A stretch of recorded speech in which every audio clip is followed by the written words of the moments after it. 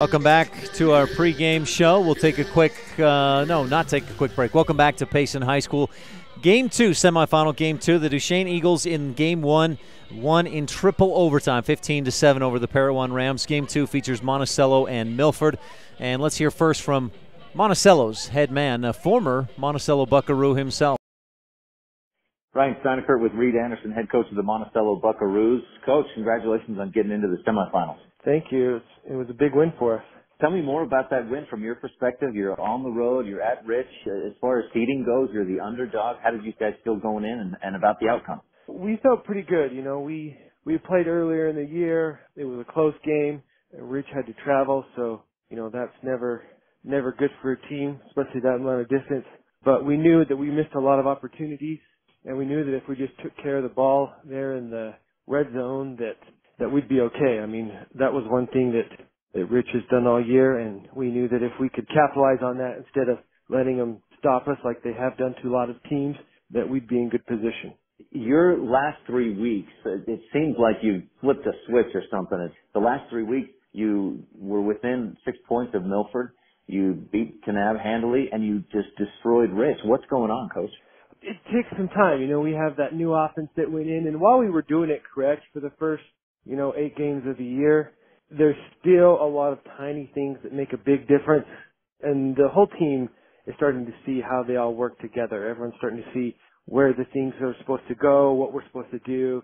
And just that game experience has really picked the offense up. And then the defense is just, they're starting to hit harder and break down. And so, just the whole year of practice and things, they finally started to get to a point where, all those little things are starting to make a big difference.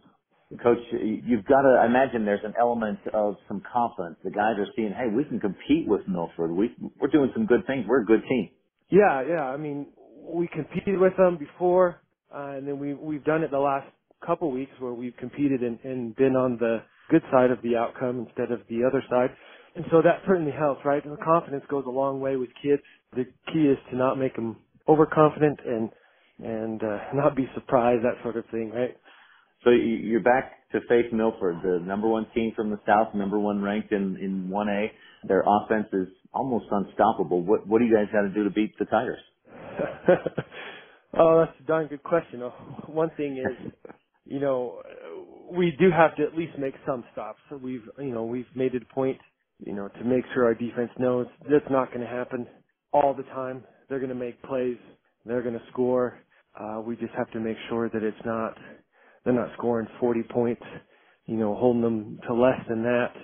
And then when we're on our side of the ball, we need to take care of things. So try and limit them rather than, go in there with the expectation you're going to stop them because, that's not going to happen every time. So we just want to get our stops when we can and capitalize on that. And, we about did that a couple of weeks ago.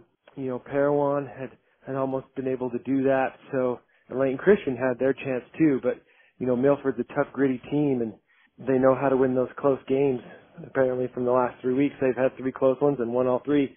That's hard for a team to do. So we've got to get over that hump and just limit the amount of offense they can get. Coach, I think the last time Monticello played for a state title, you were quarterback. Is that right, in 2004? That could be true.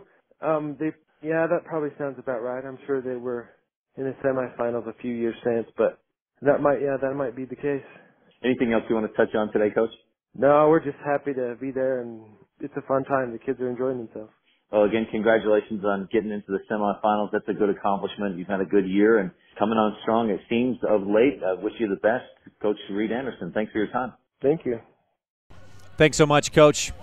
You tuned into the pregame show. Monticello and Milford coming up in a few minutes.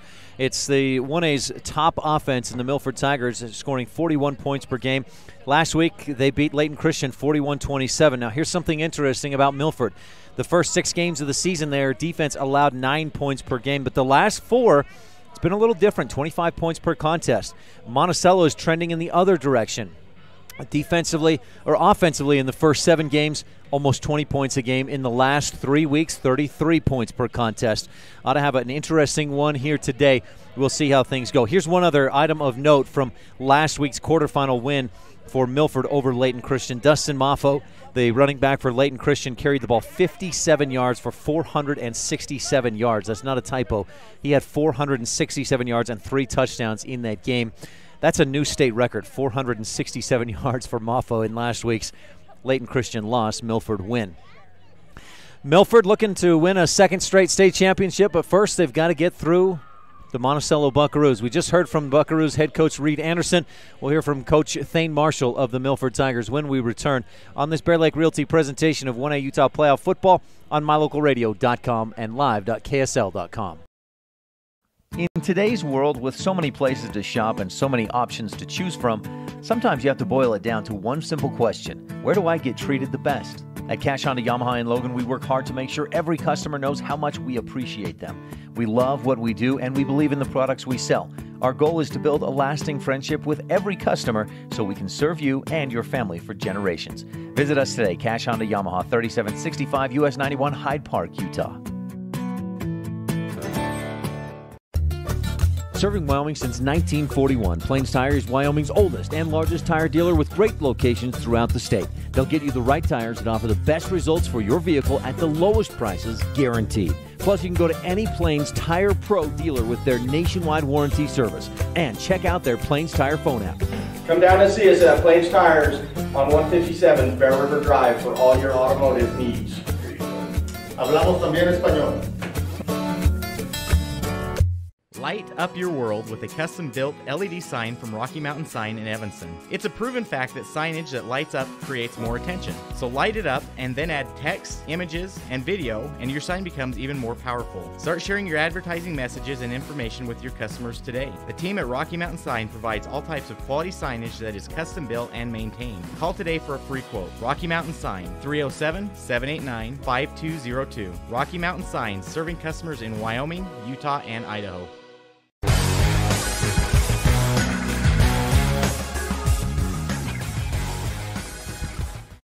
Ryan Steinecker with Thane Marshall, head coach of the Milford Tigers, defending state champs. Coach, thanks for your time. Thank you for having me. I want to touch on real quickly, coming back this year, you had a few key guys coming back, but you obviously, you graduated State 1A Player of the Year and a bunch of others. And the Milford Tigers, you didn't get a lot of respect to start this year and maybe still not getting it. No, people didn't think we would be any good to start the year. And then, they're still thinking, well, they're not winning by 30 or 40 points anymore, but, that's a credit to everybody else. They finally, they're getting around and coming tough at us, and we're still finding ways to win at the end of the year, and that's what you want to do.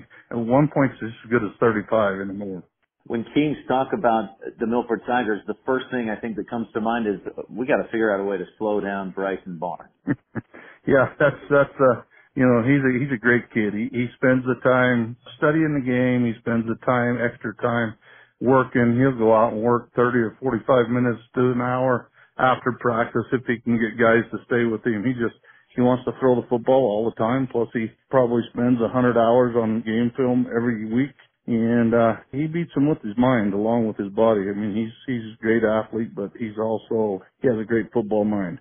Coach, the last few weeks you've been challenged. You've had some close games. Is that the competition's been that much better? Are there some changes on defense? Are you struggling a little bit? What's going on the last few weeks? People have just come out and run the ball and tried to play time possession, with us. That's about the only time. The way you stop Bryson is keep him off the field. And we haven't stopped the ball, the run real well, starting with Monticello. And, our kids that was the worst game that our kids fought with each other and stuff like that. And they actually had a team meeting on that Monday, and they settled a few things, and hopefully we got things going on. Parowan's a real deal this year. They're a pretty good team.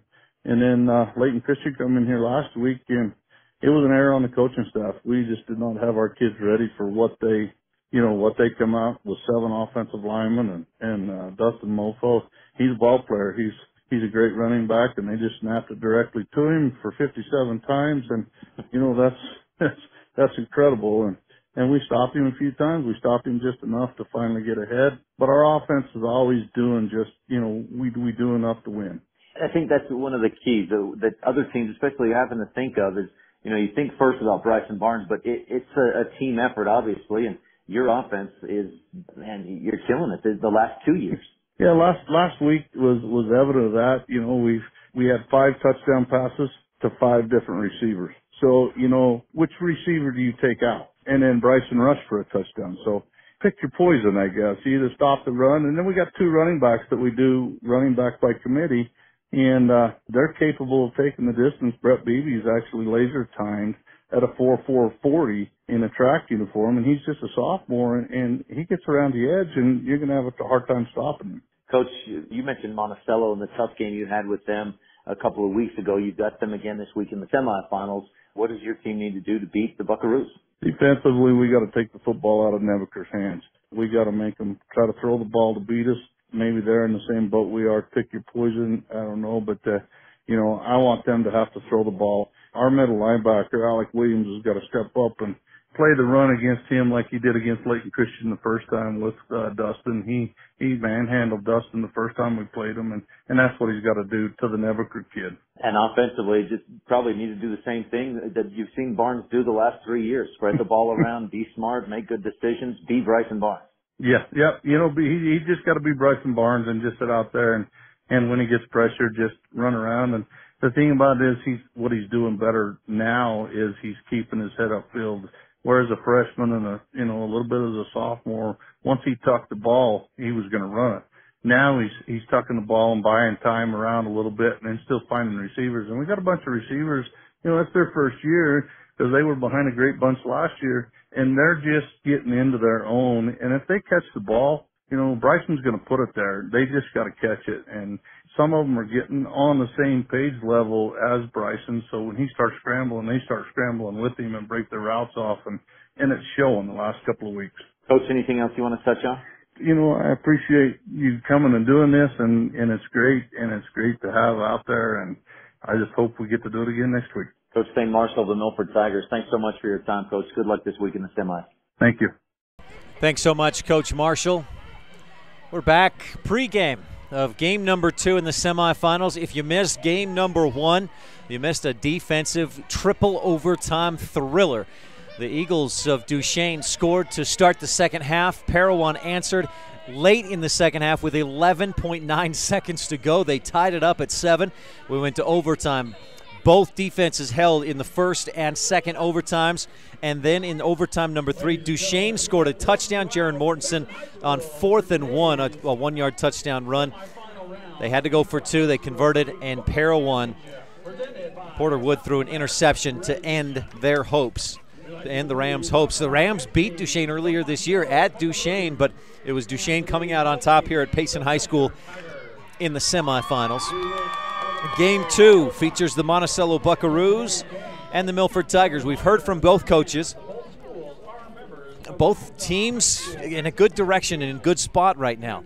The Buckaroos have won 2 of their last 3. They come in at 5-5 overall. But more importantly, I think, for them is a change in confidence, a change in feeling for how the team is playing. And they played to within 6 points of Milford 3 weeks ago. They beat Kanab 2 weeks ago and hammered Rich 41-0 last week in the first round of the playoffs. And if you want to see what kind of improvement Monticello has made this year, here's a small sample size, but it is a sample nonetheless. The Rebels played at Monticello on September 7th, and Monticello won a close one, 13-7. Last week, it was Monticello over the Rich Rebels, 41-0. Coin toss just took place, and it looks like Milford won. Monticello will receive to start this first quarter. So let's get to your keys of the game real quick. For Milford, the Tigers need to stop Nebuchadnezzar. Weston Nebuchadnezzar comes in with 1,302 yards and 16 touchdowns, plus 18 receptions for 263 yards. Coach Thane Marshall wants his Tigers to stop Nebuchadnezzar's, stop the Monticello ground attack, force Monticello to beat them through the air. And for Milford, score 40+. They've done that all season long, averaging 41 points per game. And Coach Marshall believes if they can do that today, they will win. For the Monticello Buckaroos, they need to hold Milford under 40 points. Interesting that both coaches recognize that number. Coach Reed Anderson said we need to hold them under 40 and execute on offense. When Monticello executes, they are the most balanced offensive team in 1A football. With Nebuchadnezzar running, with Matt Bay throwing, with Mark Bay throwing, nobody is as balanced as Monticello this season. In fact, they've run the ball 46% of their plays from scrimmage. They've passed it 64% of the plays from scrimmage, and they average more plays from scrimmage than any other team in 1A, 61 plays per game, and almost 6 yards per play, running or passing. When they execute, they are a picture of consistency, both running and passing the ball. Time for your starting lineups real quickly. The Buckaroos will start with it and are the designated visiting team, so we'll give you their offensive starters. Linemen are Wyatt Fulmer, Gage Wilcox, Tough Adair, Chance Dieter, and Braxton Atwood. Quarterback Mark Bay, running back Weston Nebeker. Receivers are Matt Bay, a senior Colton Lewis, junior Carson King, and senior Reed Hedgeland. Hedgeland, the favorite target of Mark Bay. We'll call his number quite a few times today. The Milford Tigers defense, up front, juniors across the board. Russell Walker, Chris Ike Keller, Carson Cox, and Colby Gillis. Linebackers are Paxton Henry, senior, Alec Williams, a senior, and junior Gage Griffiths. Cornerback, senior Carson Wunderlich and Gage Hardy. Free safety is Bryson Barnes. Strong safety, Jarrett Sullivan. We are just about to get underway here in game number 2 of the semifinals. Again, Duchesne won the first one 15-7 in triple overtime. And it's Monticello receiving the kick from Milford to get this one underway. There's the boot, and we are off. A long kick over the shoulder of Reed Hedgeland, who goes back and chases it down at the 3. Down the right sideline, just beyond the 10-yard line, Brett Beebe, the speedster. If you heard Coach Thane Marshall mention, he's been clocked at a 4.440. Beebe gets down there in the coverage, and Hedgeland with a short return on the kick of about 10 yards. Monticello deep in their own territory at the 12-yard line to start their first possession. Buckaroos, black pants, white tops, black helmets. Tigers, red helmets, black jerseys and pants. Monticello, pitch right side. Nebeker throws it back to Bay. He's looking to throw. He's got a man deep. Hedgeland at the 35. He's caught from behind at the 40. You see that speed. Bryson Barnes comes away from the tackle, shaking his head, knowing he just got beat and fooled. So Bay finds Hedgeland all the way down to the 42, and just like that, field position is not a factor, at least on this first possession. Hedgeland with his first reception of the game for 30 yards. Snap, give to Nebeker, looking to go left, turns back right as the outside was shut down, and he turns back into a big hit by Colby Gillis, his 20th tackle of the season. Isaac running my camera. Isaac Hopkin, point that thing down just a little bit, my friend. A 2-yard gain for Nebeker to the 44. Monticello with Bay in the shotgun. Pressure up the middle shown by Milford, but then they back off. And Buckaroos give again to Nebeker. He breaks a tackle or two and gets out to the 50. That's one of the things that makes Nebeker so tough to stop, is those yards after contact. He's a hard runner and does not give up until he is down. That's a 7-yard gain for Nebeker. He averages 7 yards per carry this season. 3rd down and 1 for the Buckaroos at midfield.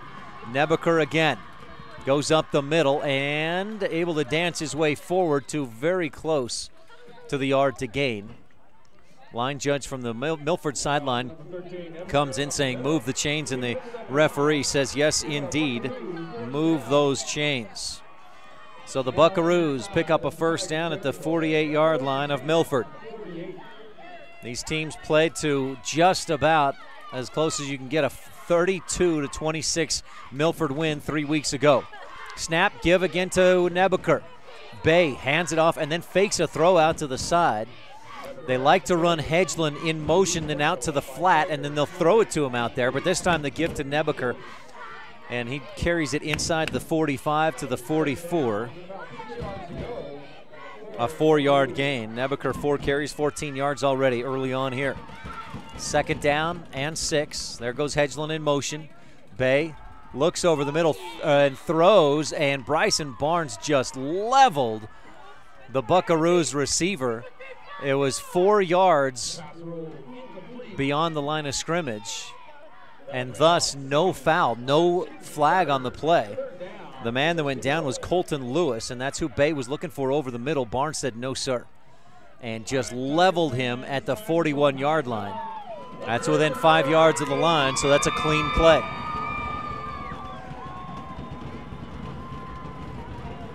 Third down and 6, Buckaroos. The Milford Tiger faithful making some noise.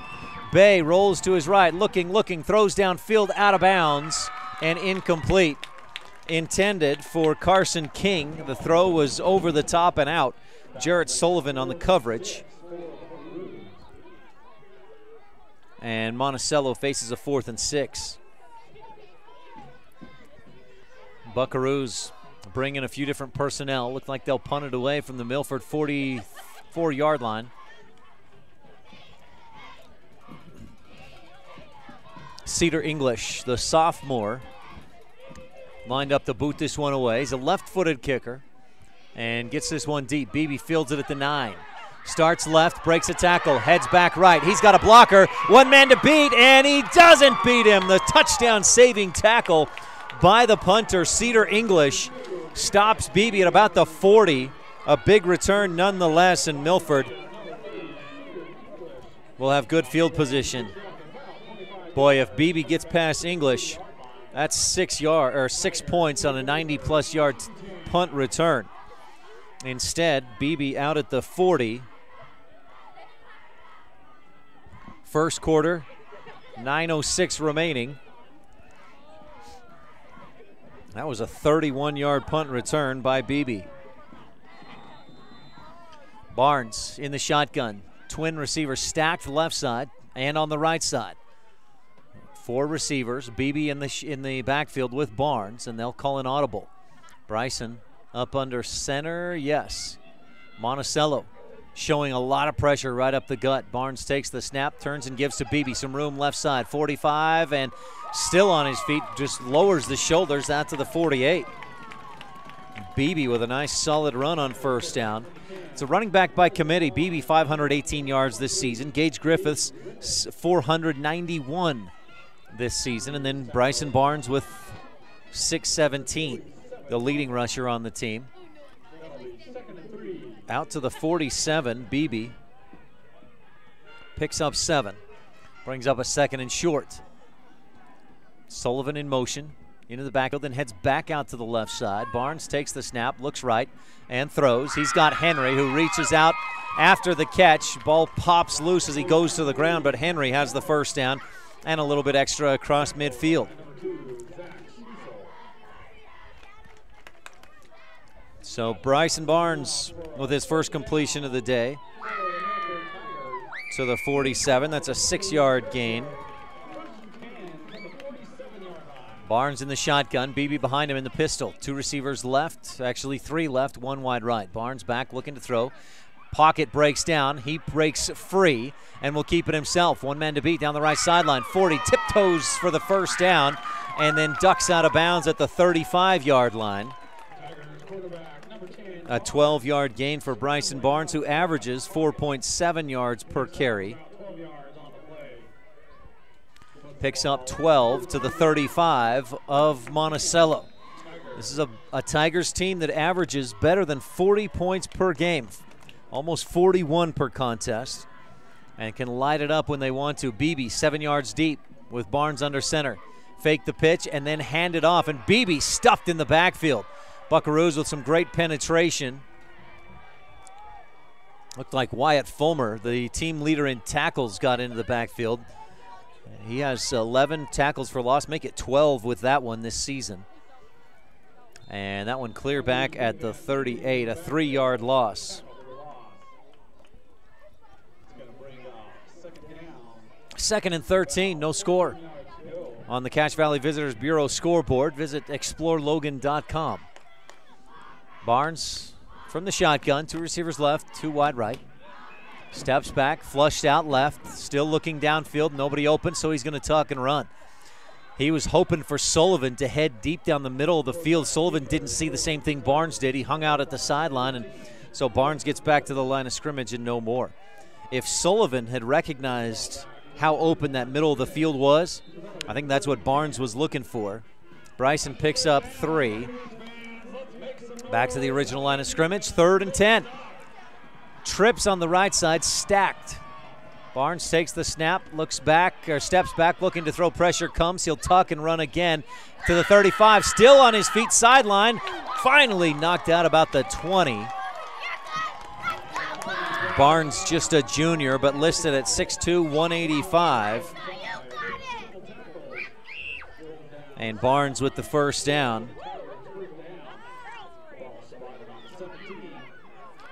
All the way to the 17-yard line. That's an 18-yard gain. Barnes with 3 carries, 33 yards already in this ball game. And the Milford Tigers are knocking on the door at the Monticello 17-yard line. Barnes with 2 in the backfield with him, 2 receivers left. Here comes Sullivan in motion. Sherwood, a tall target on the right side. Barnes option, keeps it himself, lowers the shoulder and drives all the way down to the 10. Barnes will pick up another first down at the 5. Another gain of 12. And after the defensive showcase we saw in game 1, fitting that this game 2 would be an offensive showcase. Both teams moving the football. Monticello stalled and punted. The Tigers have a 1st and goal. Barnes takes the snap, hesitates, pitches left, and Beebe is brought down. Actually, I think that was Gage Griffiths on the carry. And he had nowhere to go after receiving that pitch, lost a yard. Well, Barnes, just 1 pass attempt, 4 carries for 45 yards. 2nd down and goal from the Buckaroo 6. Henry goes across the front of the formation, and then Coach Reed Anderson calls for a timeout. Buckaroos will take one as well. No score on the Cache Valley Visitors Bureau scoreboard, but the Tigers are knocking on the door. This is the Utah 1A Football Playoffs presented by Bear Lake Realty on MyLocalRadio.com. My name is Dr. Micah Pullins. I'm an orthopedic surgeon at Evanston Regional Hospital.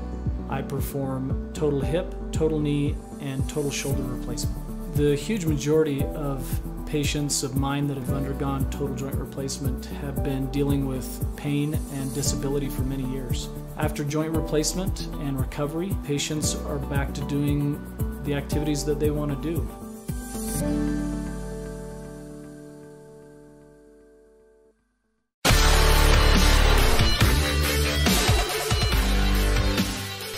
Buckaroos back out on the field after what Coach Reed Anderson hopes is an adjustment that will make a difference here. A 2nd and goal from the 6 for the Milford Tigers. Knocking on the door, they started this drive at their own 40. Barnes in the shotgun, Beebe behind him in the pistol. 3 receivers right, 1 wide left is Carson Wunderlich. Paxton Henry, 19 receiving touchdowns. He is behind Zach Sherwood on the right side. Barnes looking for Henry. He's got him, caught, touchdown. Right corner of the end zone, and the Milford Tigers are on the board. Paxton Henry with his 20th touchdown catch of the season.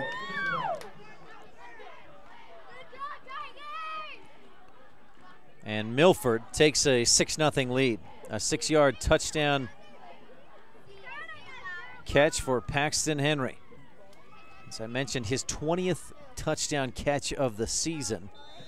Barnes, that's 37 touchdown passes this year.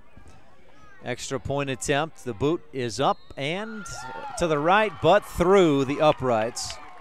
And Milford leads 7-0 on the Cache Valley Visitors Bureau scoreboard. That drive, 9 plays to go 60 yards. And about 3.5 minutes off the clock. That's the 47th touchdown that Bryson Barnes has accounted for this season. I looked around the state. 47, prior to today's game, Barnes had 46 touchdowns. There are 56 teams between 1A and 6A classifications that have not scored that many touchdowns as an entire team this season. And if you compare that 46 touchdowns against 1A teams, only Parowan as a team has scored more touchdowns than 46. Bryson Barnes, a touchdown and offensive machine. That's 113 touchdowns in his career with the Milford Tigers. Milford on top 7-0. Monticello will look to answer. First quarter action, 5:44 left in the Cache Valley Visitors Bureau first quarter. Visit explorelogan.com. That's www.explorelogan.com. Visit today and explore what makes Cache Valley different. Here's the kickoff. Paxton Henry, a low line drive. Hedgeland fields it at the 11. To the 20, inside, down the middle, 21-yard line, nowhere to go. Great kick coverage, and I believe that was Sullivan on the coverage. So Hedgeland with the short return. A couple of 10-yard returns for Hedgeland. And the Buckaroos will take over 1st and 10 from their own 22. Buckaroos had something going on that last drive, picked up a couple of first downs, but stalled out in Milford territory. Give up the middle. Nebaker squeaks through a small hole and pushes out to the 26-yard line. It's a 4-yard gain. Nebaker, 5 carries, 18 yards in the game. He is the workhorse for this Milford Tigers team. With today's 5 carries, 197 carries and 1,320 yards with 16 touchdowns this season. 4 of them a week ago in the quarterfinal win at Rich. Nebaker gets it again. Starts right, stuffed there. He'll try to go back to his left and nowhere to go. No gain. Nebaker, no gain. Buckaroos right back up to the line for a 3rd and a long 6. Hedgeland is the wideout left side. It's slot back on the left side. Bay's favorite target. Bay's back to throw. Looks over the middle. He's got his man caught. 40, 45, 50. All the way down to the Milford 40-yard line goes Colton Lewis.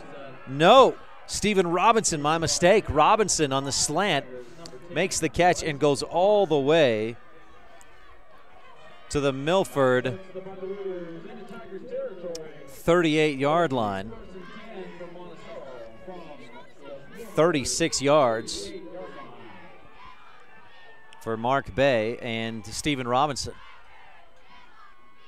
That slant pattern worked well. Barnes made the tackle. Touchdown saving tackle. Low snap. Bay back to throw. Heaves down the left sideline off his back foot. Caught by Hedgeland at the 5. He's knocked down. That looked like an Aaron Rodgers throw off his back foot. Still got enough on it. Laid it in, dropped it to Reed Hedgeland with a nice grab. Down to the 3. 35 yards. Bay under center. Pitch is right. Nebaker got a lane. Touchdown. Buckaroos answer. Quick drive. A 3-yard touchdown run by Weston Nebaker. And the Buckaroos can tie with 4:07 left to go in the first quarter.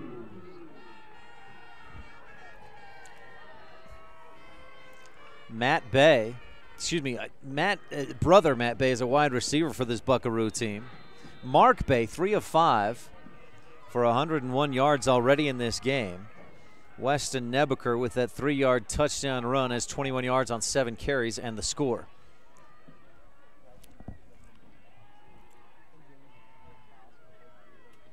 Buckaroos trying to tie it up here. Struggle to get their right personnel in there. Cedar English to kick this one. The hold is good. Kick is blocked. Buckaroos couldn't keep that Milford defensive line from getting through. And Milford leads 7-6 on the Cache Valley Visitors Bureau scoreboard. We'll take a quick break and be back with more of Bear Lake Realty presentation of 1A Utah playoff football on mylocalradio.com and live.ksl.com. If you had a toothache, would you see a foot doctor? Or would you go to the dermatologist to have a baby? Of course not. When your vehicle needs service, take it to the best qualified mechanics. At Auto Farm Castle Rock Chevrolet, our technicians are GM certified service experts. They're trained to know every inch of your vehicle. Don't trust your vehicle to just anyone. Have all your service done at Auto Farm Castle Rock Chevrolet, 624 Front Street, Evanston. We're a different kind of dealer.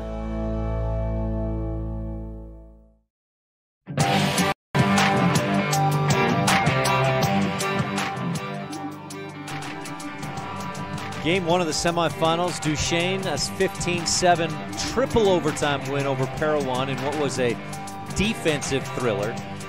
This game two has started off as an offensive thriller.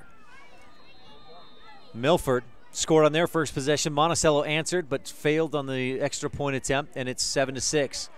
Kickoff by the Buckaroos rolls, bounces, and squibs its way through out of bounds at the 20. The Tigers had a couple of opportunities to pick that one up and just kind of let it go by, and it rolled its way out. So an illegal procedure is the official call.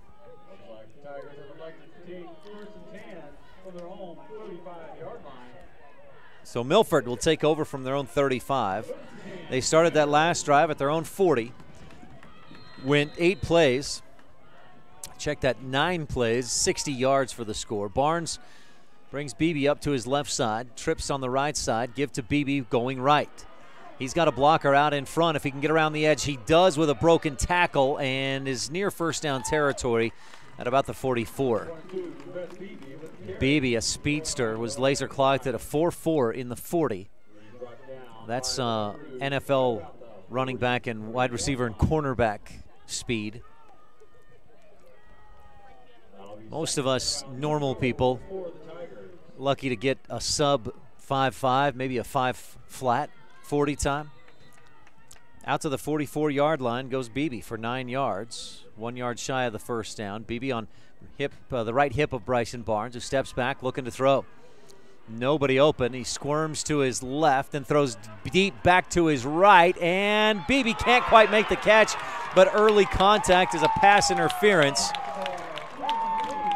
Zach Cecil on the coverage, and Beebe had to slow up a bit to come back to that deep pass from Bryson Barnes.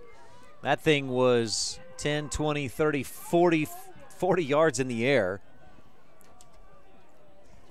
Now, pass interference in high school, if you're not familiar, of course in NFL it's a spot foul. In college it's 15 yards and a first down.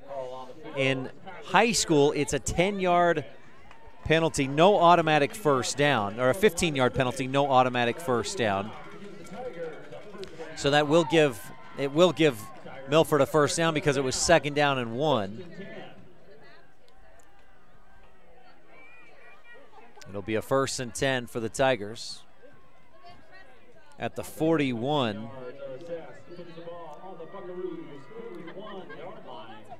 of Monticello. Tigers up to the line. Barnes again with stacked receivers left and right. Beebe on his right hip.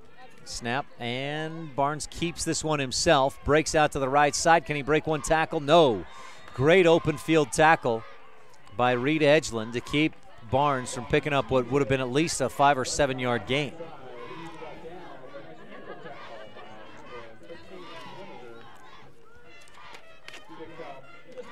So Barnes picks up about 1 to the 40. Bryson Barnes with 5 carries, 46 yards in the game. Tigers on top, 7-6 on the Cache Valley Visitors Bureau scoreboard. Barnes back, looking to throw, hanging in the pocket, flush right. He's got some room to run. If he gets around the corner, he cannot. Chased down out of bounds and spun down by Brevin Olson, the sophomore middle linebacker with almost 70 tackles on the season. They'll spot Barnes out at the 37, a 3-yard gain. This Monticello defense so far has done a nice job in the defensive secondary. Barnes has dropped back to pass at least 5 or 6 times, has only thrown it once because his guys have been covered. Some pressure by Monticello. They jump, not into the neutral zone though. Barnes and the Tigers with a hard count. They get the movement, but not far enough. Barnes back into the shotgun, trips left. Monticello backs off. Bryson looking to throw, flushed left, back to his right, tucks it, runs, and he'll have the first down. He'll sneak out of bounds at about the 28-yard line and move the chains. Monticello certainly has the guys in the secondary to stay with these Milford Tiger receivers. Last week in the win over Layton Christian, Milford, Bryson Barnes had 5 touchdowns to 5 different receivers. A 9-yard run by Barnes on that carry. That's 58 yards on 7 carries already. 2 receivers stacked on the left side. 1 receiver wide right. Barnes takes the snap, rolls to his left, drops it right in front. The catch is made, and Paxton Henry is tackled by the underside of his helmet. He comes up asking for a face mask. Wyatt Fulmer on the tackle. Henry was held up, and then Fulmer just grabbing for something. Happened to grab Henry on the underside of his helmet and just kind of ripped him to the ground. Henry's 3rd reception of the day.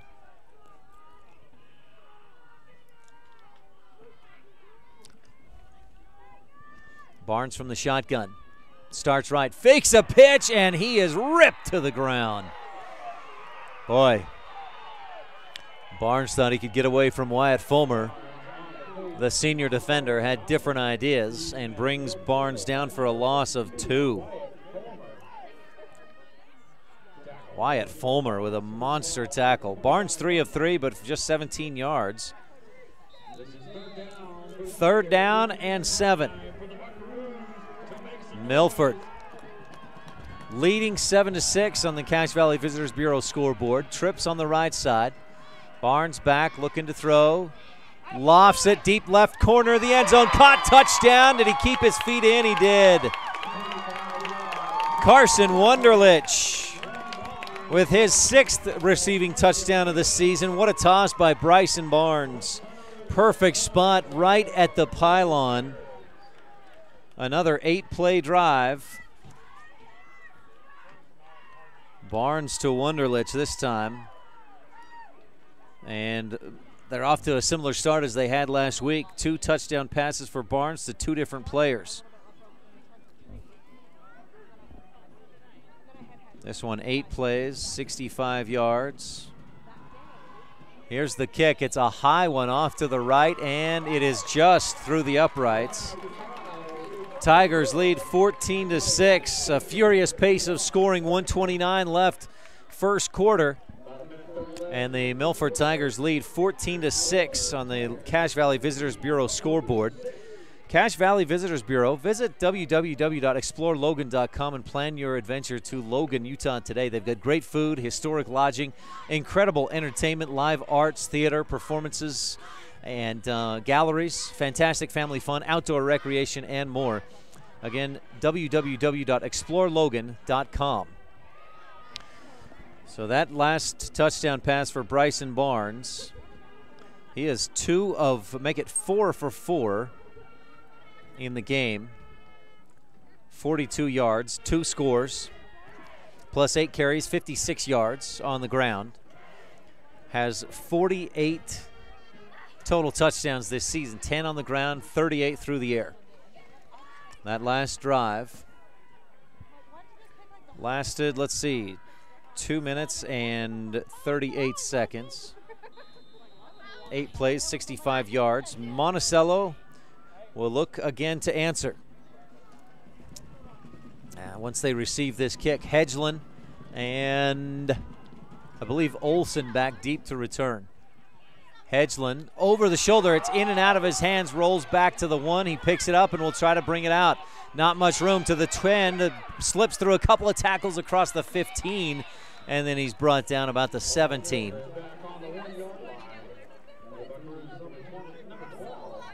Monticello.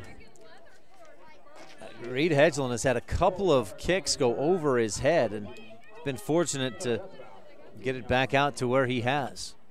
Out to the 18-yard line. 39 receiving yards, kick return yards for Reed Hedgeland. Ball on the right hash, 2 in the backfield. Get Gage Wilcox back there blocking. I think we'll see a run to the left, and we do. Nebaker drives forward. Maybe a flag down. Some yellow leaves on the field that at times don't know if it's a leaf or a flag on the field. A hold penalty against the Buckaroos, their 3rd penalty of the day. These teams met just 3 weeks ago,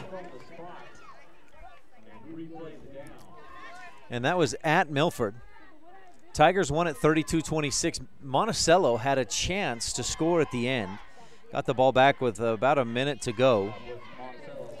But their drive, what could have been a game-tying or game-winning drive, stalled, and Milford held on 32-26.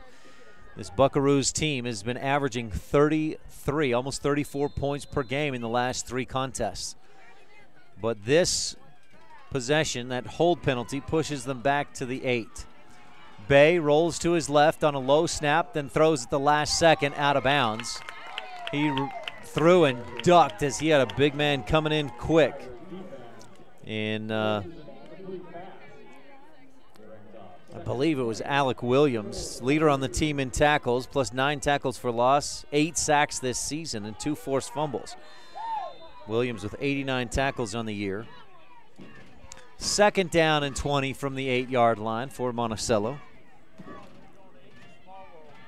Bay again back looking to throw. Quick slant over the middle. Step in front. Pick off by Wunderlich at the 10. Good read by Carson Wunderlich, and the Tigers, just like that, are knocking on the door. That has been a bit of an issue for Bay this season. 11 touchdowns, but 11 interceptions. And Carson Wunderlich gives Milford some excellent field position. Milford at the Monticello 9-yard line, a 1st and goal with 52.5 seconds left in the 1st quarter.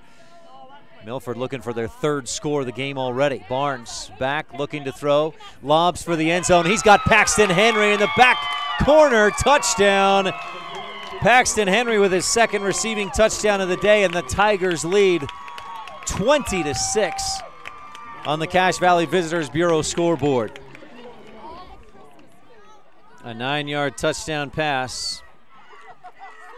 Barnes to Henry. Extra point coming. 1 play, 9 yards.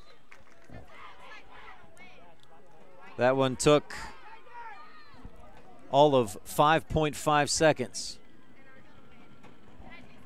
Extra point attempt. The kick is up, and it is through and good. Milford 21, Monticello 6 on the Cache Valley Visitors Bureau scoreboard. Coach Thane Marshall told me this week his team did not prepare, nor did they play well 3 weeks ago when Monticello hung with them in that 32-26 narrow victory for Milford. He said there was some bickering, some egos getting in the way, and he said today would be different. So far it has been. Milford, 3 possessions, 3 touchdowns. Bryson Barnes, 5 of 5. 51 yards, if I could do some math, and 3 touchdowns. And the Milford Tigers lead big.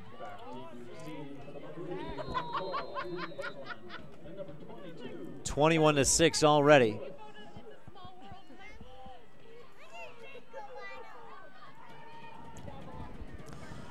On the Cache Valley Visitors Bureau scoreboard, here's the kickoff toward Reed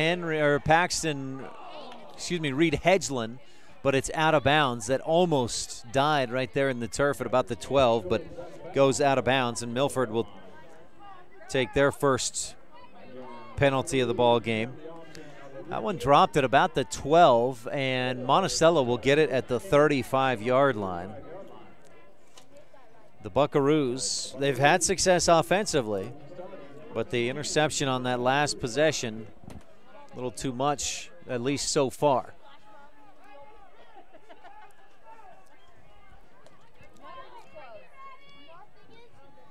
"35-yard line, 1st and 10 for Monticello, trailing 21-6.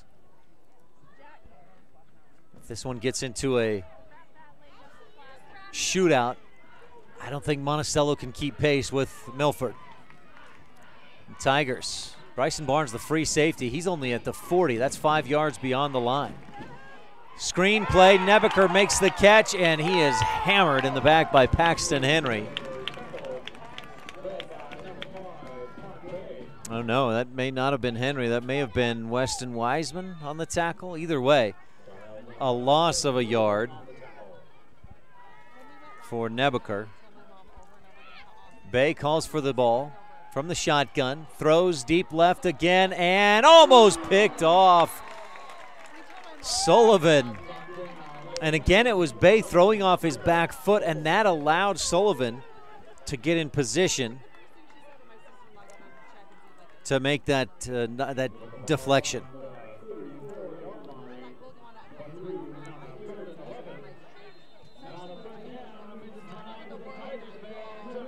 So a 3rd down and 11 for the Buckaroo offense. Bay from the shotgun, 2 receivers left, 2 right. Back, looking to throw, still looking, heaves it for Hedgeland, tips it almost to himself with one hand, but just can't reel it in. If he'd been able to pull that in, he had a little bit of room to run. But Milford defense feeding off the offense momentum. And Monticello forced into a punting situation with 4th down and 11 from their own 34. Last punt return, Brett Beebe almost took it to the house. A touchdown saving tackle by the punter is all that kept him from going the distance. High punt by English, and Beebe comes up and fields a fair catch at the 36. First quarter, 6 seconds left to go in this opening period, and the Milford Tigers with a 21-6 lead on the Cache Valley Visitors Bureau. This broadcast is brought to you by Bear Lake Realty. Gary and Amber McKee in Garden City. Visit BearLakeRealty.com if you're looking for real estate in the Bear Lake area. Work with Bear Lake Realty and work with the best. Tigers with stacked receivers left, 2 right. Barnes comes up under center. Final play of the first quarter. Barnes fakes a pitch and then hands to Beebe left side. He breaks free at the 40, right up the middle, 50, and then ducks under a tackle to the 45 of Monticello, and that'll take us to the end of the first quarter. A 21-yard run by Brett Beebe right up the gut. And Milford leads 21-6 at the end of the first quarter on the Cache Valley Visitors Bureau scoreboard. Quick break, and we'll be back with second quarter action on this Bear Lake Realty presentation of Utah 1A playoff football on mylocalradio.com and live.ksl.com.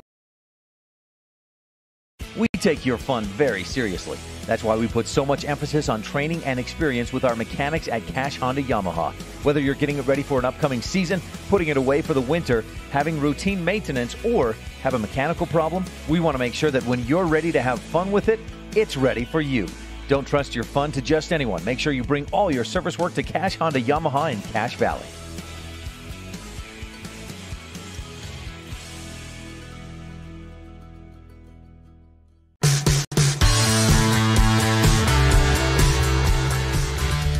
Back at Payson High School.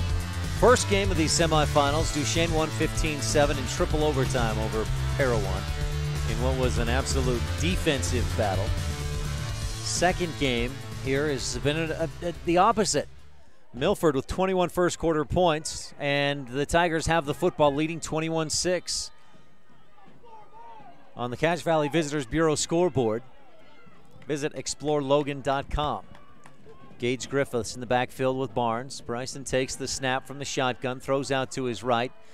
Wunderlich makes the catch, but he's quickly bottled up. Hedgeland and Wyatt Fulmer on the tackle. Wunderlich able to pick up 1 yard to the 44. Carson has a 5-yard touchdown catch and that 1-yard reception. 6 receiving yards in the game. Barnes 6 of 6 for 52 yards and 3 touchdowns. He's completed 57% of his passes this season for over 2,500 yards. Barnes takes the snap, looked like he bobbled it, but able to pull it in with his right hand, hand it off, and Gage Griffiths pushes forward, follows his big offensive line inside the 40. A 6-yard gain for Gage on his second carry of the ball game. He's at 5 yards.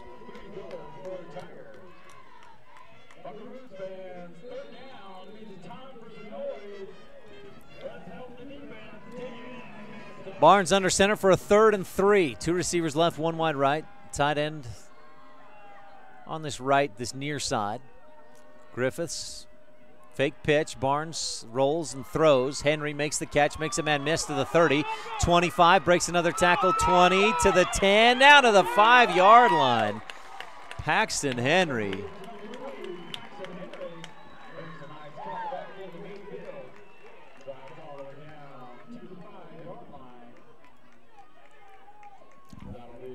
Henry with a big gain following the short catch all the way down to the 5. Second first down of the drive. 33 yards. Barnes 7 of 7. Long count.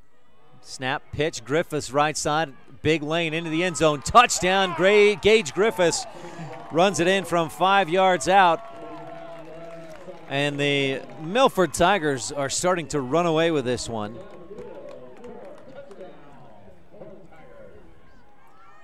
This drive, 5 plays. Started at their own 36-yard line. Tigers will line up to kick the extra point and look to make it a 3-touchdown lead. Low snap, but the holder gets it down and places it well. Kick is up and good. And the Tigers lead 28-6 on the Cache Valley Visitors Bureau scoreboard. We'll take a quick timeout and be right back in second quarter action on this Bear Lake Realty presentation of 1A Utah Playoff Football on mylocalradio.com. Hello, Miss Susan Siamese Cat. Dr. Dog, I'm here because my perfectly shiny fur has lost its shimmer, and I don't have the energy I did as a kitten. Miss Susan Siamese Cat, I recommend that you start taking the Feline Daily Multi-Chews from PetMinerals.com immediately. Your good health isn't a yarn ball to play with. Dr. Dog, you always make me feel better. Log on to PetMinerals.com today and get your feline supplements ordered today.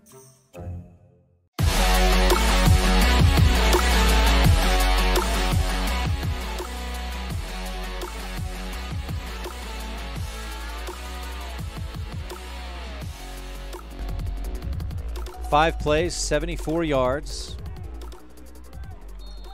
A minute and 51 seconds, and Milford puts their 4th touchdown on the board. The Tigers lead 28-6 on the Cache Valley Visitors Bureau scoreboard.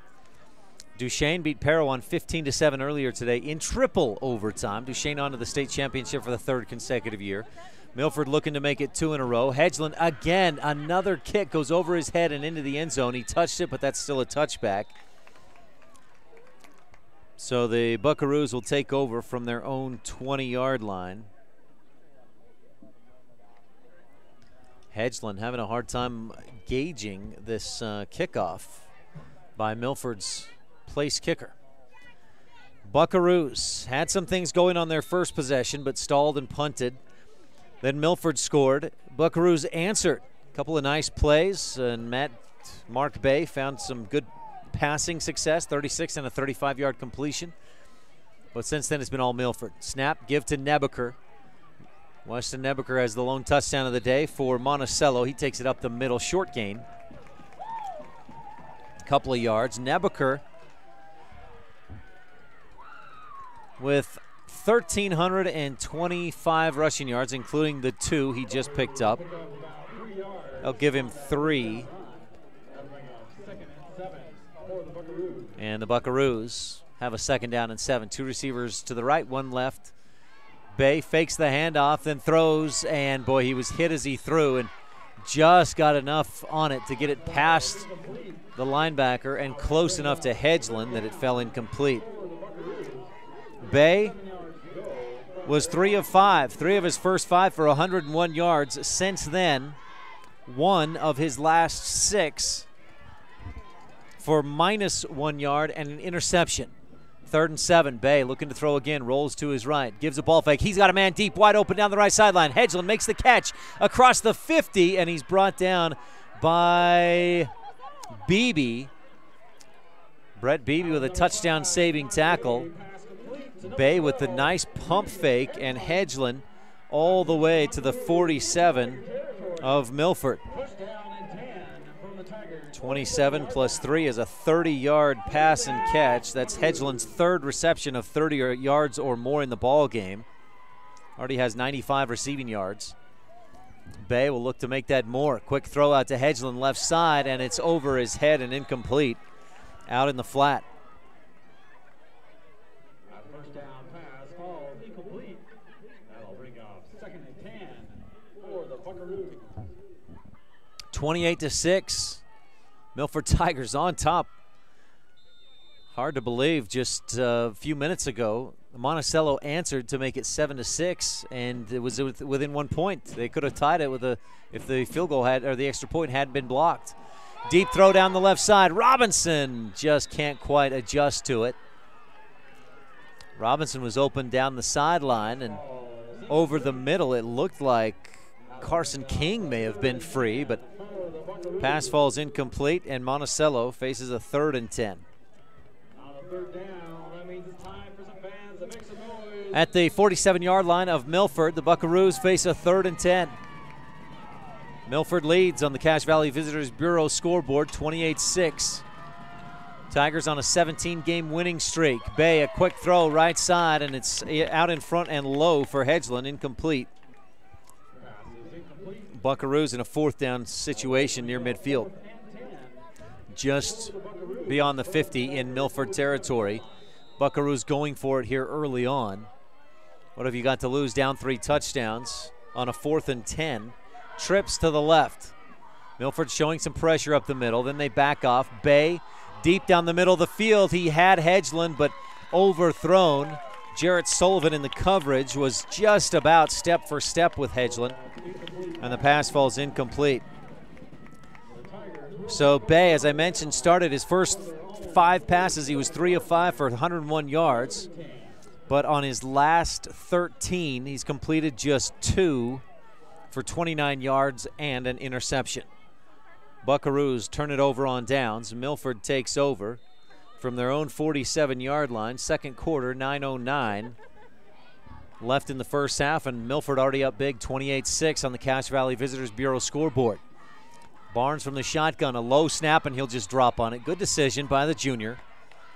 Make sure to maintain possession, especially when you consider the way this offense can move the football. Better to live to see another down than try something risky and maybe lose the football. Turnover is going to be a game changer, and the Tigers want anything but a game-changing play unless it's on their side. Barnes looking for an audible. Gets it from the sideline. Steps back to his spot in the shotgun on a 2nd down and 15. Back looking to throw. Pressure comes. He's flushed right, then back to his left, running like Patrick Mahomes. Gets a 1st down, a big block to the 50. 1 more block, and he'll have some more. To the 40, 35, 30, 25, down the sideline. Finally shoved out from behind by Reed Hedgeland. There were some key blocks that Monticello fans might be wishing they had a block in the back. They're not going to get it. And Barnes Started right, went back to his left, looped around to the left sideline, and then followed his blocking all the way to the right sideline and down to the 18-yard line. A 40-yard run by Bryson Barnes puts him at 91 rushing yards in the game. Beebe out to his left in the flat. Barnes throws down the right, got Wunderlich in the end zone. Touchdown! What a toss. Hedgeland got beat, was looking inside, and Wunderlich went to the back corner. 18-yard touchdown pass from Barnes to Wunderlich. Carson with his second receiving touchdown of the day. Barnes, 8 of 8. Oh, they're bringing it back. A hold penalty. 10 yards from the 20. Oof. Got to cross that off my score sheet. Buckaroo fans happy about that. A hold penalty. It's actually ended up being about a 13-yard penalty because the hold took place 3 yards back in the backfield. Barnes looks like the same play from the shotgun. Starts right, again goes back to his left. Heaves it hard down the middle of the field, tipped and deflected to the ground. Good defensive play by Carson King. Carson King on the coverage. And that's Barnes' first incompletion of the day. 7 of 8, 85 yards, 3 touchdowns.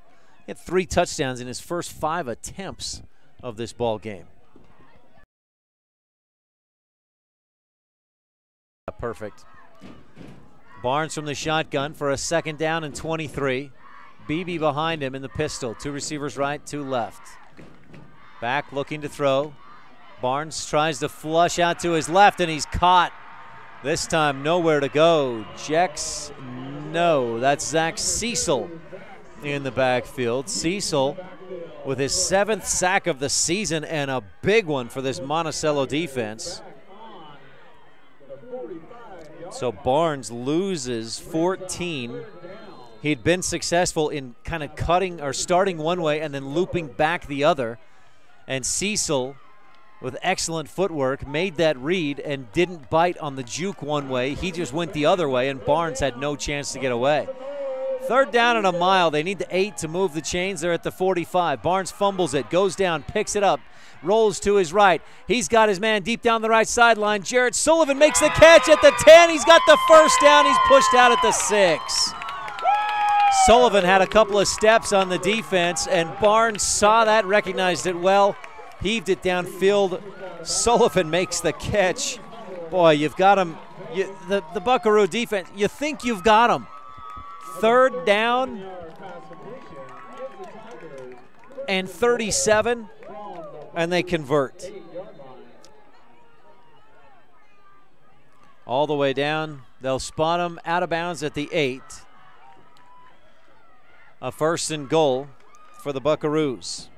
37 yards on that completion. Sullivan's 11th catch of the year, 237 yards. Give left side, Beebe's got a lane. He'll bounce it outside and run into a couple Monticello defenders. Keeps his feet, spins, and he's in. Touchdown, Brett Beebe.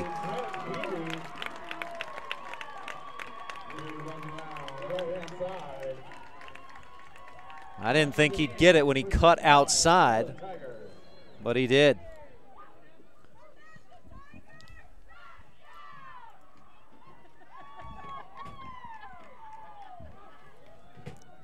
Tigers running away with this one. Brett Beebe with his first touchdown of the day. That one an 8-yard scamper, 40 yards on 5 carries with the touchdown.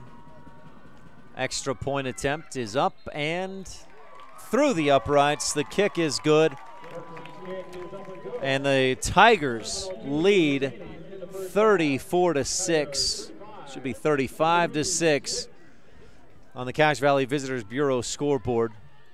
We'll take a quick timeout, and we'll be right back with more second quarter action on this Bear Lake Realty presentation of one of Utah playoff football on mylocalradio.com.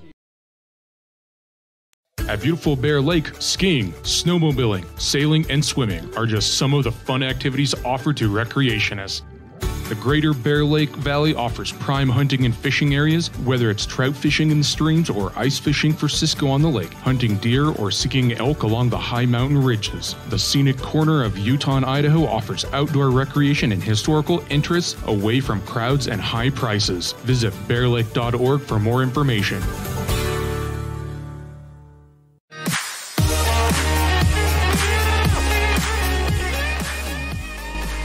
Bryson Barnes, 8 of 9, 122 yards, 3 touchdowns, plus 10 carries, 91 yards. Gage Griffiths, Brett Beebe with a touchdown apiece. Paxton Henry with a 2 receiving touchdowns.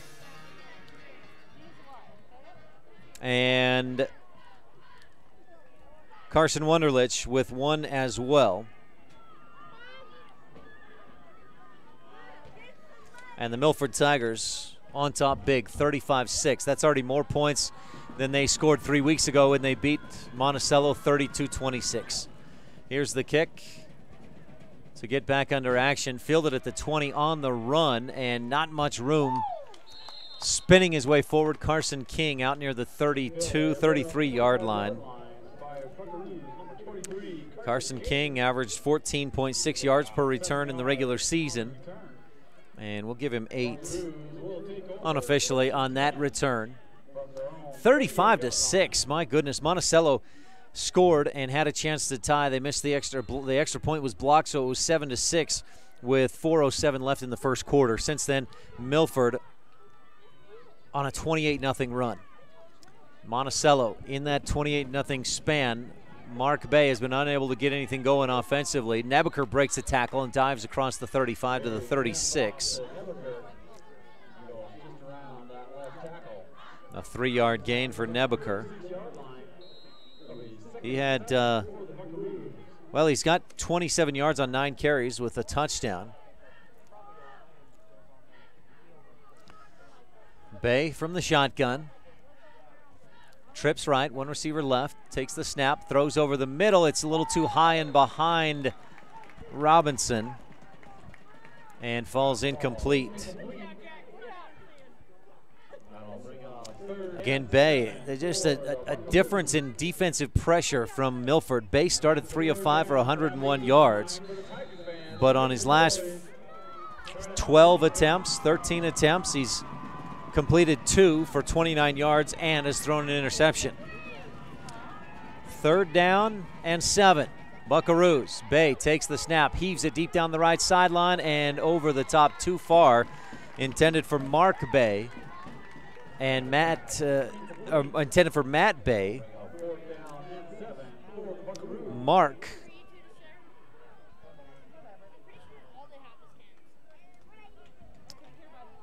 The quarterback, he knew he did not have time to do much. He gave a quick pump fake and then just heaved it, and it fell incomplete.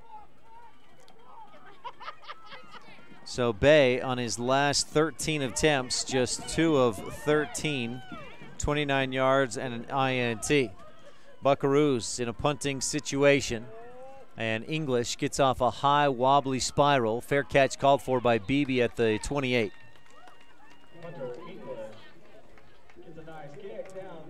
So Milford will take over 1st and 10 from their own 28-yard line. Second quarter, 6:11 left here in the second, and with the Tigers leading 35-6, on top big, comfortable lead. You got to wonder if they take their foot off the gas a little bit, maybe we see a few more running plays, or if they build a bigger lead so they can do that, more of that, take the foot off the gas in the second half. We'll see what Coach Thane Marshall decides to do. Trips on the left side. Barnes in the shotgun, back looking to throw. Over the middle, he's got Henry, catch is made, he makes a move, 50 to the 40, it's a race down the right sideline, 30, 20, 10, 5, touchdown, foot on the gas all the way. A 72-yard touchdown pass. Barnes to Henry. Paxton Henry's 3rd touchdown pass, or 3rd touchdown reception of the day.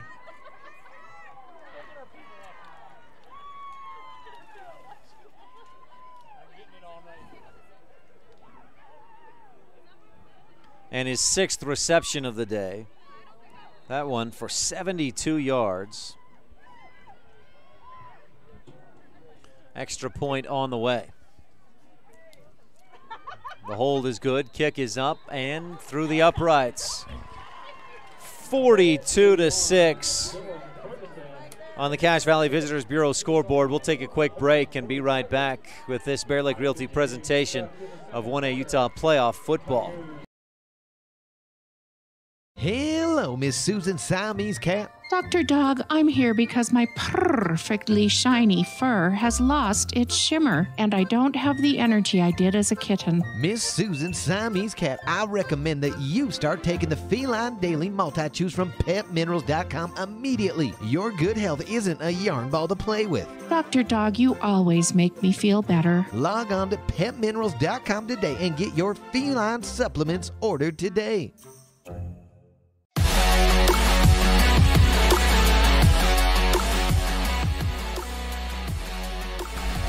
One play, 72 yards, 13 seconds off the clock.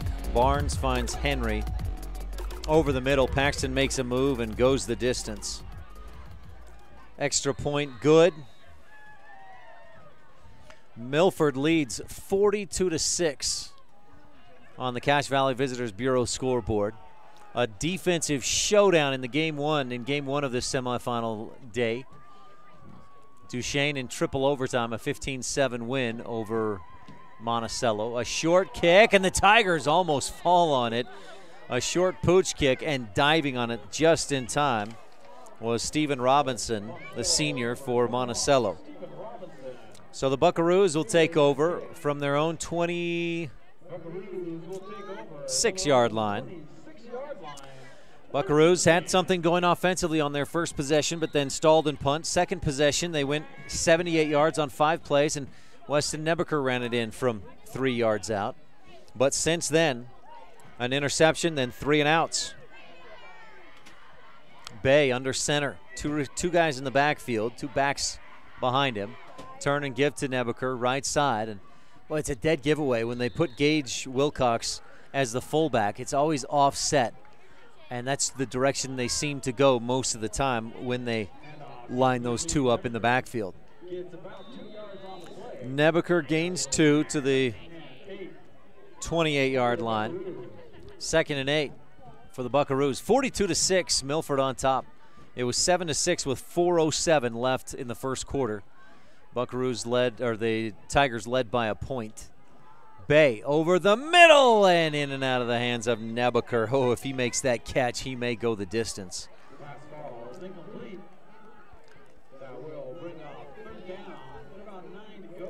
Bay started 3 of 5 for 101 yards. Since then, 2 of 14 for 29 yards and a pick. 3rd and 9. Hedgeland in motion, and a couple of flags fly in. It'll be an illegal procedure. Monticello's 4th penalty of the day, 35 yards of infractions against them. Repeat, 3rd down. 3rd and a long 13 to go for Monticello. 5:22 left in the second quarter, and Milford, Coach Reed Anderson told me that for Monticello to win, he said, we got to hold Milford under 40 points. The Tigers have 42, and we still have 5 minutes left until the half. Bryson Barnes, 9 of 10, 194 yards, and 4 touchdowns. That's not bad. Some pressure up the middle and jumping early and across, not just into the neutral zone, but across the line of scrimmage goes Alec Williams. So the false start, or the offside, will push things right back to where the line of scrimmage was.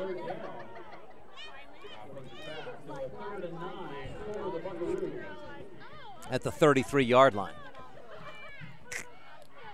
33, where am I at? Back at the 27.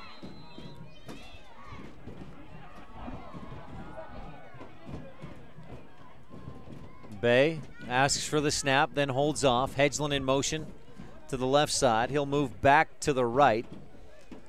Buckaroos with some extra time. They got to the line quickly after that offsides. Trips to the right side.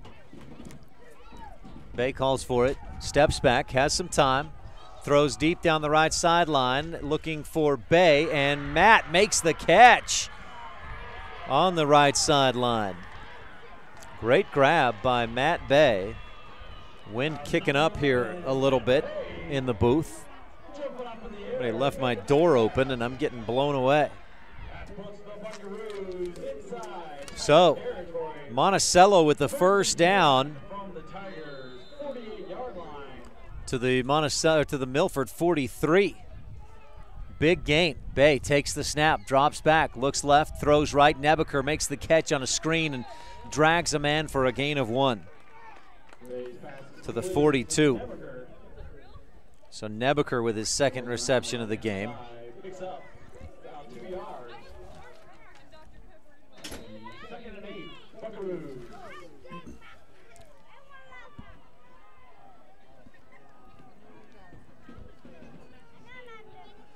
Quick throw left side. Hedgeland stumbles, but then picks up a couple to the 40. He's wrapped up and hit hard by Ike Keller, one of the leading tacklers on the team. And Hedgeland slow to get up. He took a hit. I'm hoping it's just a wind knocked out of him.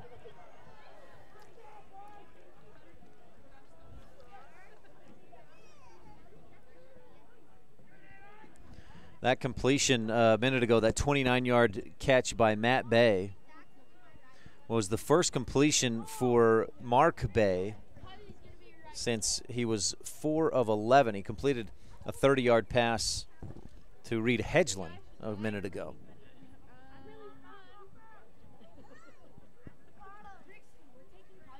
Hedgeland sitting up now, and he's helped up.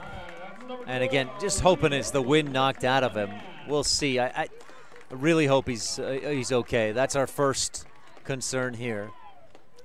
And I think, based on the fact that he sat up pretty quickly, stood up, he's really walking off on his own power, not looking like he's having a hard time walking in a straight line, anything like that. I think and I hope just the wind knocked out of him and he'll be right back soon.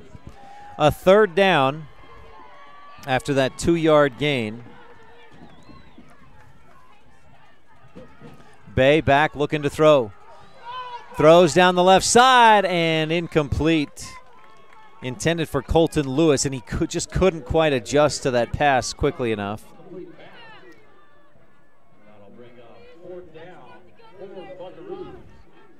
A 4th down and 7 for Monticello, and now they're going to go for it here.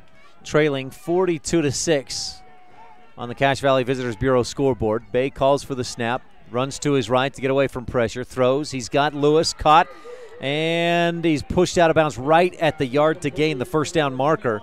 I think he'll have the first down based on where they spot it, where he went out. Lewis with a nice catch, 8 yards and a first down.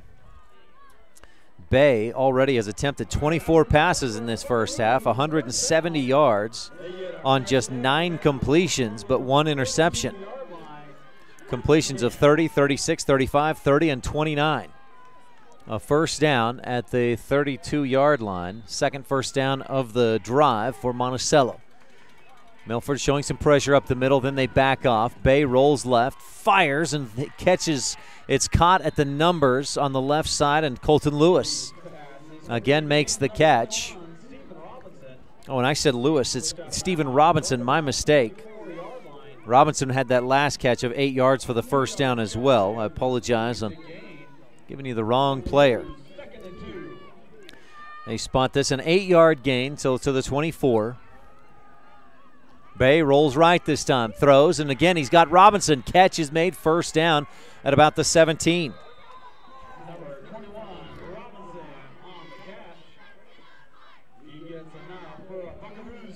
Buckaroos running no huddle. They spot that at the 16. That's another 8 yards. Stephen Robinson suddenly the favorite target of Mark Bay.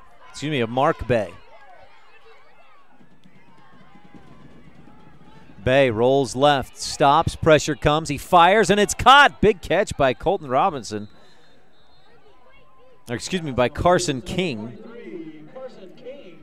This one may come back, though, as there's a flag in the backfield. I think it's, or at least it's in the area of a hold against Monticello. That is the call.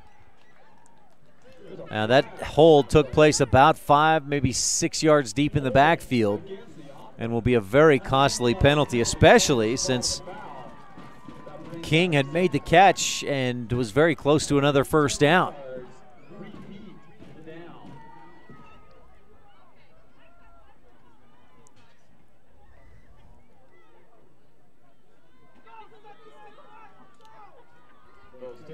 So that'll push him all the way back to the 33.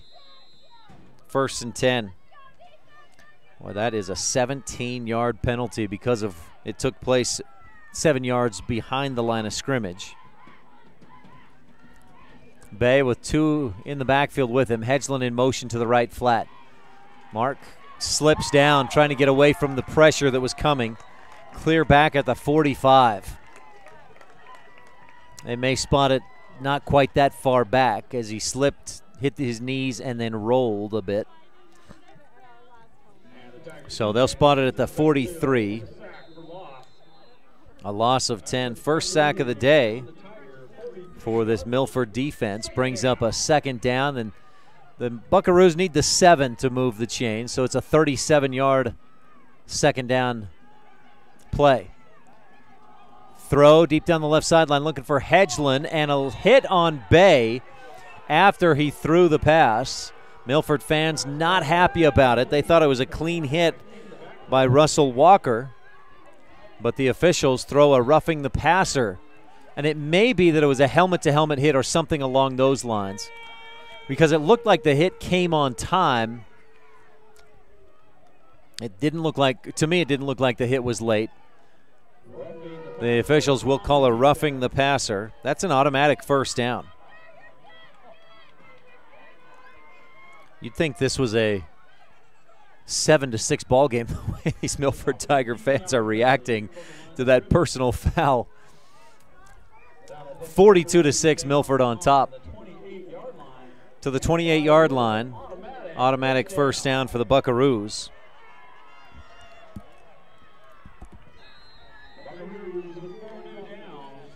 The roughing the passer, the 4th penalty of the game against Milford.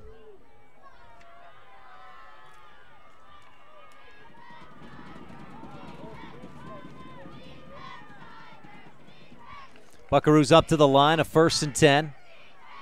The 28 of Milford. Bay calls for it.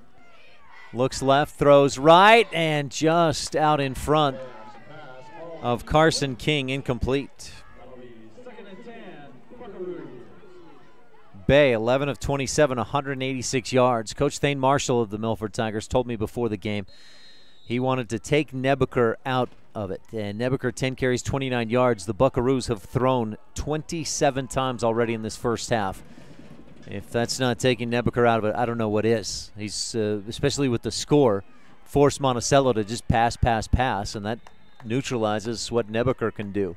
Pass to Hedgeland, left side. He makes the catch, picks his way to the 23. A 5-yard gain. Bay, 12 of 28, 191 yards, 1 pick. And the Buckaroos face 3rd and about 5. Bay takes the snap, rolls right, pressure comes, he gets away, just barely, still rolling, and fires low and out of bounds, and a flag flies in right about after where Bay was when he threw the ball. Couldn't be an intentional grounding. He had 2 or 3 receivers right there. He was not beyond the line of scrimmage. I may have missed something else, a late hit or something of that nature. Maybe a hold out on the sideline. Or defensive, we'll see. I'm not going to I'll stop speculating here, and we'll just see what the call is. 42-6 on the Cache Valley Visitors Bureau scoreboard. Buckaroos had climbed to within 1. It was 7-6 with 4 minutes left in the first quarter. But Milford has scored 35 unanswered and quickly. 1:37 left, second quarter. Milford hasn't scored for the last 5.5 minutes, but that's because Monticello's had the football. That's the best way to neutralize this Milford defense, or Milford offense, rather. An illegal man down the field.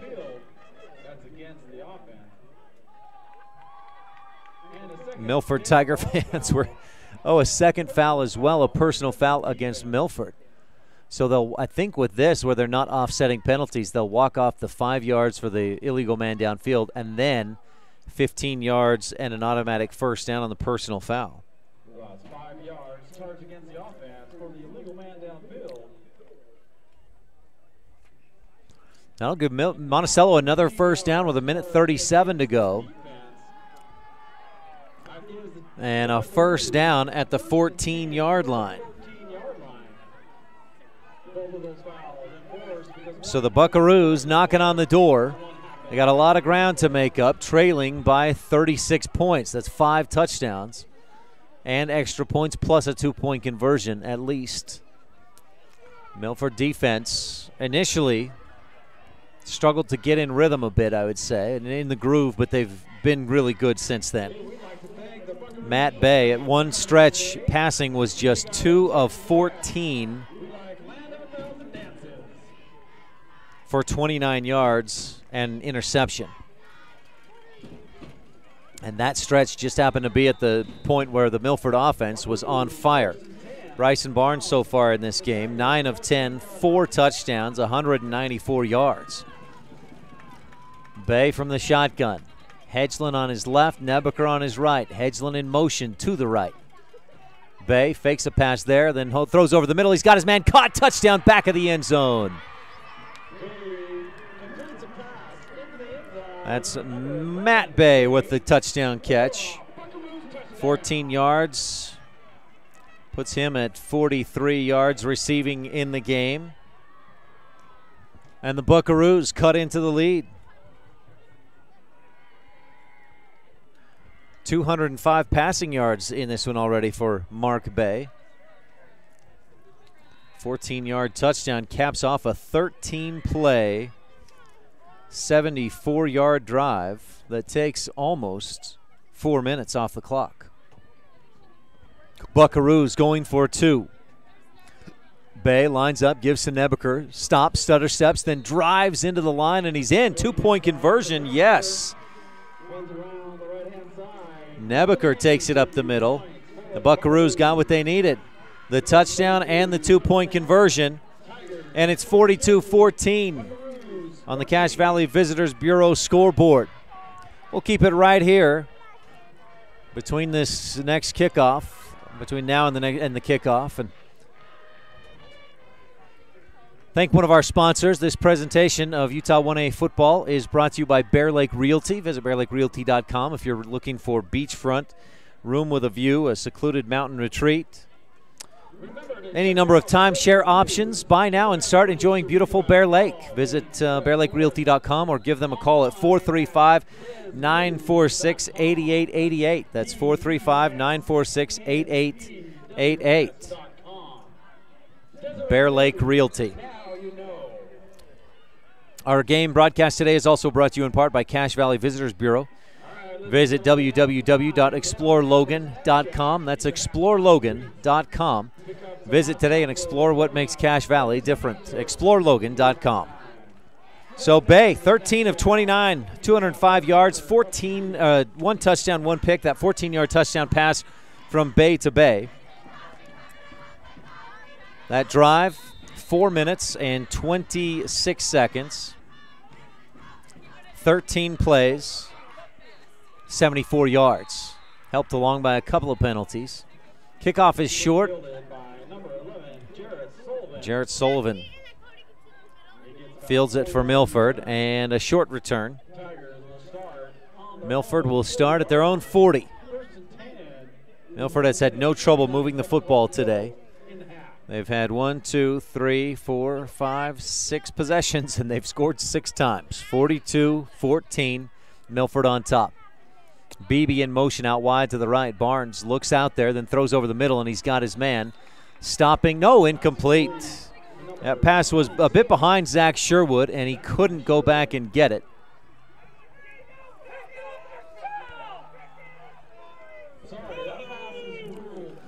So Barnes just second incompletion of the game.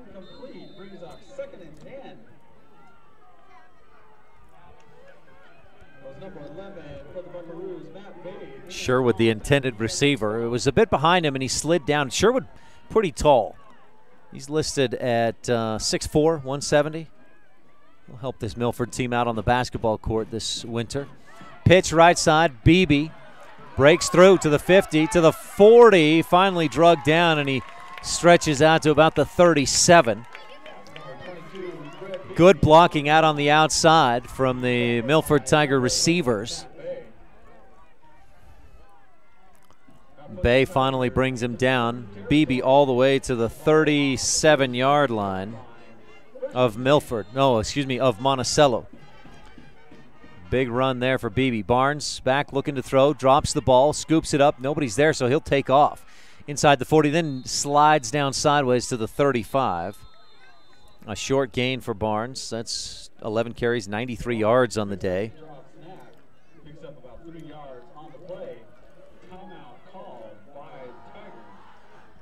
Milford calls a timeout. Coach Thane Marshall may be seeing them lose a little focus. Something along those lines, and wants to reel them back in. Even leading 42-14 with 1:03 left to go in this second quarter. Coach Marshall might be thinking, let's put the dagger in right now and extend that lead a little bit further before halftime. Milford will get it to start the second half as they kicked off to start the first. Make sure to stay tuned for our halftime show. We'll give you a recap of today's earlier game when Duchesne beat Parowan 15-7 in triple overtime. We'll also look ahead to next week's state championship game, Saturday at Weber State University. And, well, not just potential matchups, but probable matchup at this point, with Milford on top 42-14. 1:03 left in the first half. Barnes under center. Thane Marshall played running back for the Beavers back in the day, not too many years ago. We'll give him that, not too many years ago. Barnes takes the snap, fakes a pitch, pressure comes, he throws to the 30. Henry breaks a tackle, starts right, goes back left, follows a block, and down to the 15, to the 10, he's finally wrapped up and brought down. Paxton Henry came into the game with 48 receptions, 912 yards. He has 7 receptions for about $160 in this one. And that's another first down. They'll spot it all the way down at the 9-yard line.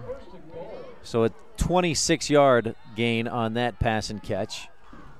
Barnes from the shallow shotgun takes the snap, throws back at the end zone, too long, looking for Henry.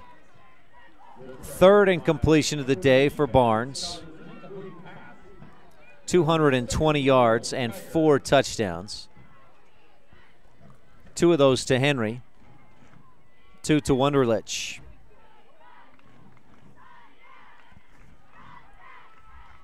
No, 3 to Henry, 1 to Wunderlich.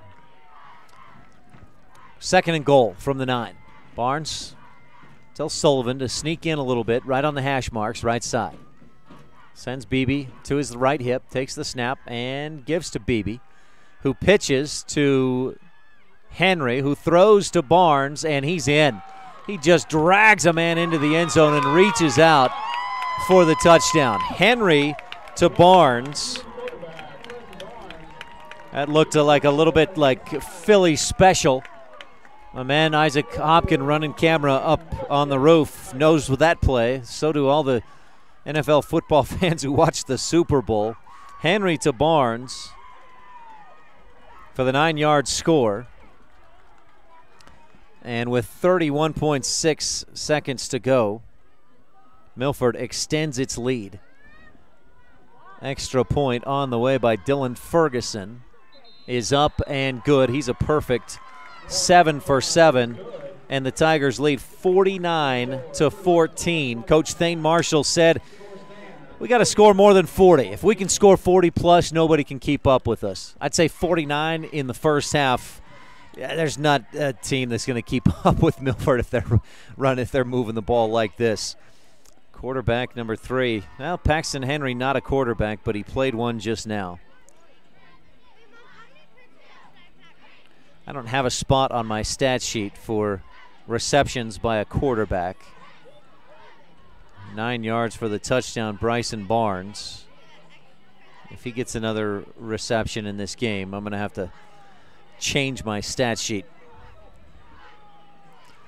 That's 5 passing touchdowns on the day for this Milford Tigers team. Barnes, 4 of them passing and 1 receiving.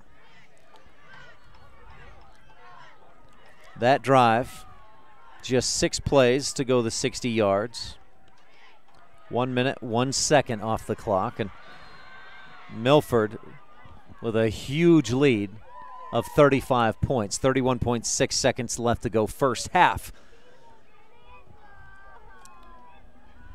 Tigers to kick this one away. Low line drive, and this will go over the head of Monticello and into the end zone. Carson King was playing a bit shallow on the kickoff, and Monticello will take over from their own 20-yard line. Again, Milford will get it to start the second half. They kicked off to start the first. Milford struck first. Monticello answered, and it was 7-6 with 4:07 left in the first quarter. Milford has gone on a tear since then, scoring 35 unanswered. Monticello scored 1 more, and then Milford scored again. Bay back to throw. Steps up deep down the right sideline, and coming back, almost making the catch, is Stephen Robinson, but it's knocked away by Sullivan, incomplete.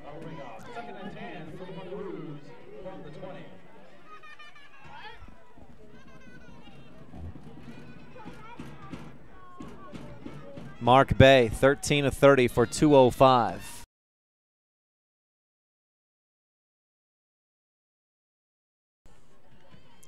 Bay, snap, quick throw, right side. He's got Hedgeland, caught, makes a move, up the right sideline, makes another move, breaks a tackle, and no, that's Matt Bay on the reception. Bay out to the 29-yard line, a 9-yard gain.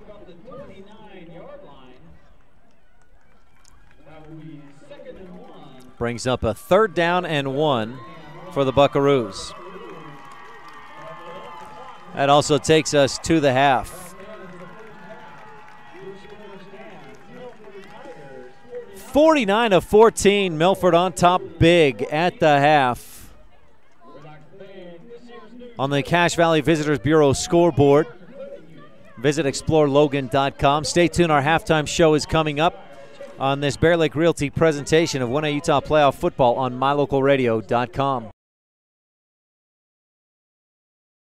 If you've dreamed of owning your own beachfront property at beautiful Bear Lake, but think you can't afford it, think again, because you can. It's an investment you can rent that pays for itself, and you can enjoy it too. Realtor Gary McKee and the team at Bear Lake Realty can help make your dream come true. Visit with Gary today, because you'll never know unless you ask. Bear Lake Realty in Garden City. Visit bearlakerealty.com.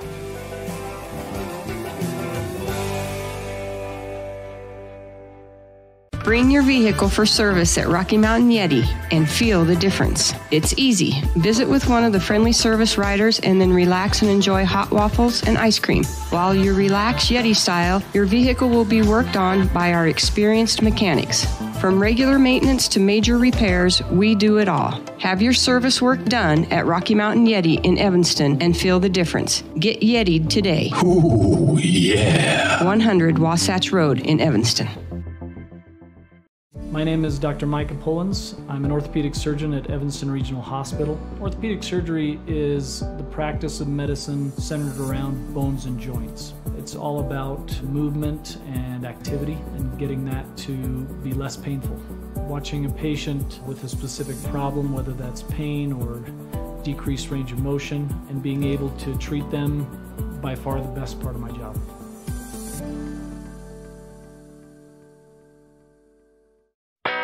The best live coverage of local sports, weather, local news, and radio classifieds, plus online streaming music, giveaways, and more. It's all on mylocalradio.com. Watch as your high school teams clash with their biggest rivals. Listen to the latest from your team's coaches. Catch up on local and regional news and stream your favorite music. Visit mylocalradio.com. Like us on Facebook and stream it all live.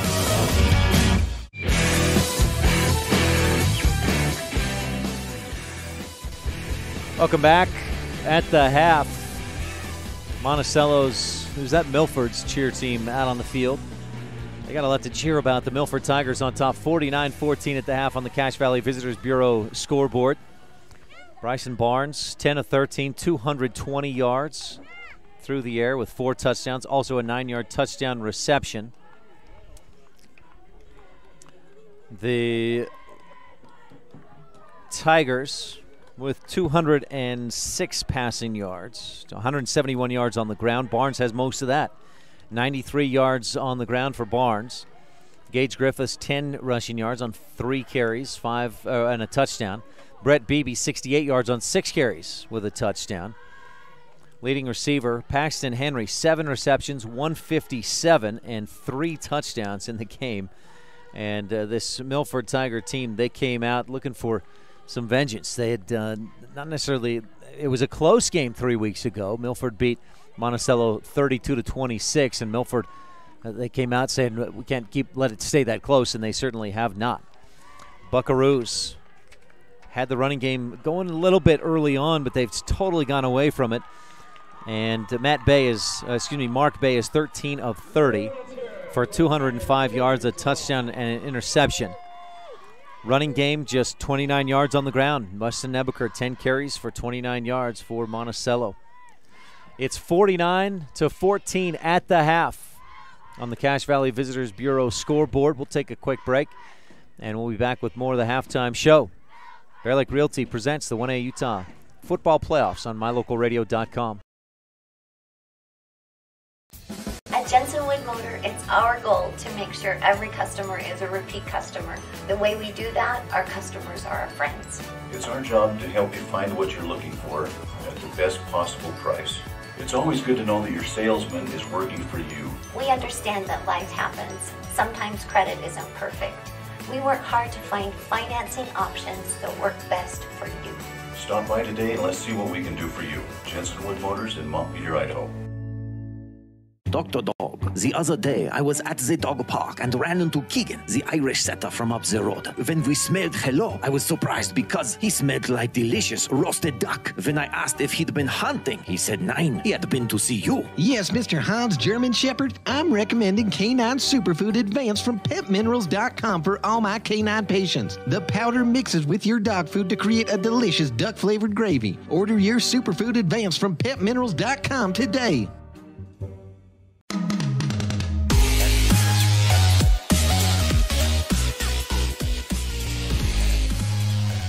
We keep getting somebody bump our camera up there. It's and the whole press box shakes when we get anybody moving. But apologies on the crooked camera. Yeah, if you don't mind, thanks. Monticello cheer squad out performing here at the half. Milford performed in the first half, 49-14 on the Cache Valley Visitors Bureau scoreboard. Monticello had some offense in that first half. They just weren't consistent enough. And you saw Mark Bay go 13 of 30 for 205 yards. He started 3 of 5 for 101, but then over his next 14 attempts completed just 2 passes to his own team, 1 to the other, 29 yards. Then he got things going back again and put together a nice drive. But by then, and by the time Monticello scored that second time, Milford led 42-14. The Tigers put one more on the board, a reverse, and then Paxton Henry passed to Bryson Barnes. Bryson with 4 passing touchdowns, 1 receiving touchdown. The only thing he hasn't done is run it in for 6 points today. He does have 10 rushing touchdowns on the season, though. And the Milford Tigers lead 49-14. Now, the Tigers will likely face the Duchesne Eagles. I should say The Duchesne Eagles will likely face the Milford Tigers in the championship. Duchesne is already on to the title game. They had a 15-7 win earlier today against Parowan in 3 overtimes. Duchesne did not have a first down in the entire first half. Their first drive of the third quarter, they netted just 1 first down, but had 2 big passing plays. Kason Grant found Caleb Sanchez twice, one for 37 yards that put him at midfield, and then a second time for 52 yards and a score. Duchesne offensively in regulation only had 4 first downs. 4 first downs in regulation, but they led 7-0 until late in the fourth quarter. Parowan put together a scoring drive. The Rams had gotten down inside the Eagles' 20-yard line twice. In fact, once down to the 4, but they turned it over on downs twice in that territory. The third time was the charm, though, as Parowan drove and scored. Porter Wood found Ryan Jeffries for 34 yards and a touchdown to tie it up with 11.9 seconds to go. That put us to overtime. In the first overtime, both defenses held. Same story in overtime number 2. Third overtime, Duchesne had it first, got a first down, and on 4th and goal from the 1, Jaron Mortensen punched it in. Mortensen had 8 carries and 41 yards in overtime with the touchdown. And then in the overtime, in that third overtime, when Parowan got the football, they faced a 4th and long from the 24. Wood went for the end zone. Gavin Davis intercepted it. Davis had 2 interceptions in overtime, and Duchesne held on for the win. In that third overtime, they had to go for 2. So after they scored the touchdown, they went and converted the 2-point conversion and led 15-7 and won 15-7. So the Milford Tigers, should they hold on here, leading 49-14 at the half, the winner of this one, which looks like the Tigers right now, would face the Duchesne Eagles. Now, if it is indeed the Milford Tigers going on to play against Duchesne, that was probably Milford's toughest game of this season. They had a close one with Kanab, 42-26. They had a close one with Monticello, 32-26. But again, look what they're doing to Monticello right now. They beat Duchesne earlier this year, 26-13. Milford's last loss, incidentally, was against Duchesne last year in the regular season. If Milford holds on here and faces Duchesne in the state championship game, it would be the second year in a row that Duchesne and Milford face off in the title game. Milford has a 17-game winning streak and has not lost since September 22nd of last season. They lost 21-12 at Duchesne, but again, they beat Duchesne already this year, and Milford is on a 17-game win streak. They're looking for number 18 today, and then they obviously would be unsatisfied unless they can pick up number 19 in a row next week at Weber State University. The championship game is scheduled for 1:30. We'll do a 30-minute pregame show right here on live.ksl.com and mylocalradio.com. We'll talk with each of the coaches, Coach Jerry Cowan, and again, what looks like will be Thane Marshall, if Milford can hold on. Now, that shouldn't be a tough task as they lead 49-14 at the half. The Milford Tigers on top big. We'll give you some more stats and highlights of that first half when we return on the halftime show on this Bear Lake Realty presentation of Utah 1A playoff football on mylocalradio.com. Some folks say that life can be measured in seasons. At Auto Farm Castle Rock Chevrolet in Evanston, we have vehicles for every season. From new to experienced drivers, we understand that safety, affordability, and great mileage are always on the must-have list. So whether you're just starting out or it's time to expand your fleet, we've got every season covered. Auto Farm Castle Rock Chevrolet. Stop in today, 624 Front Street, Evanston. We're a different kind of dealer.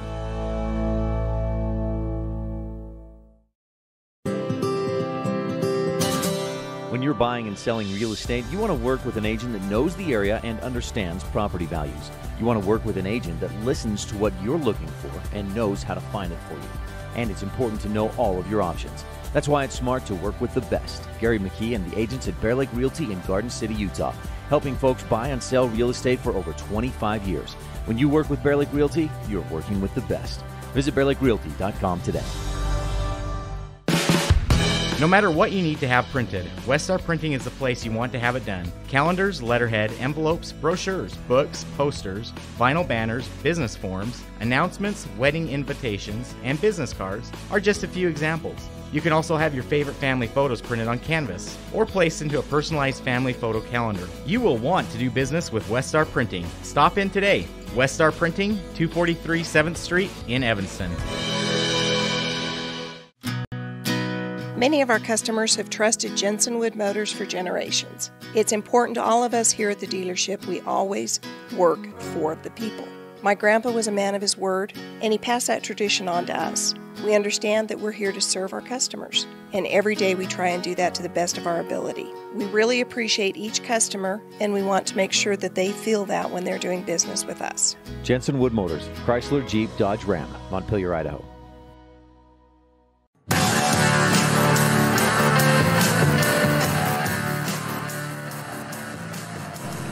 Milford Tiger fans cheer their team back out onto the field. There were a bunch of Duchesne fans, parents, players, and students who'd stuck around for that first half, and I think if this was a closer game, they probably would have stuck around longer, but Milford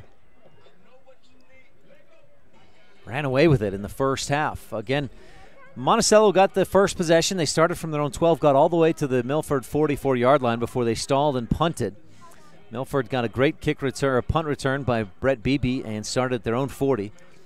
Just a few plays later, Barnes found Henry in the back of the end zone for the first of his 3 touchdown receptions in the first half. Paxton Henry, what a first half. 7 receptions, 157 yards, and 3 touchdowns unofficially.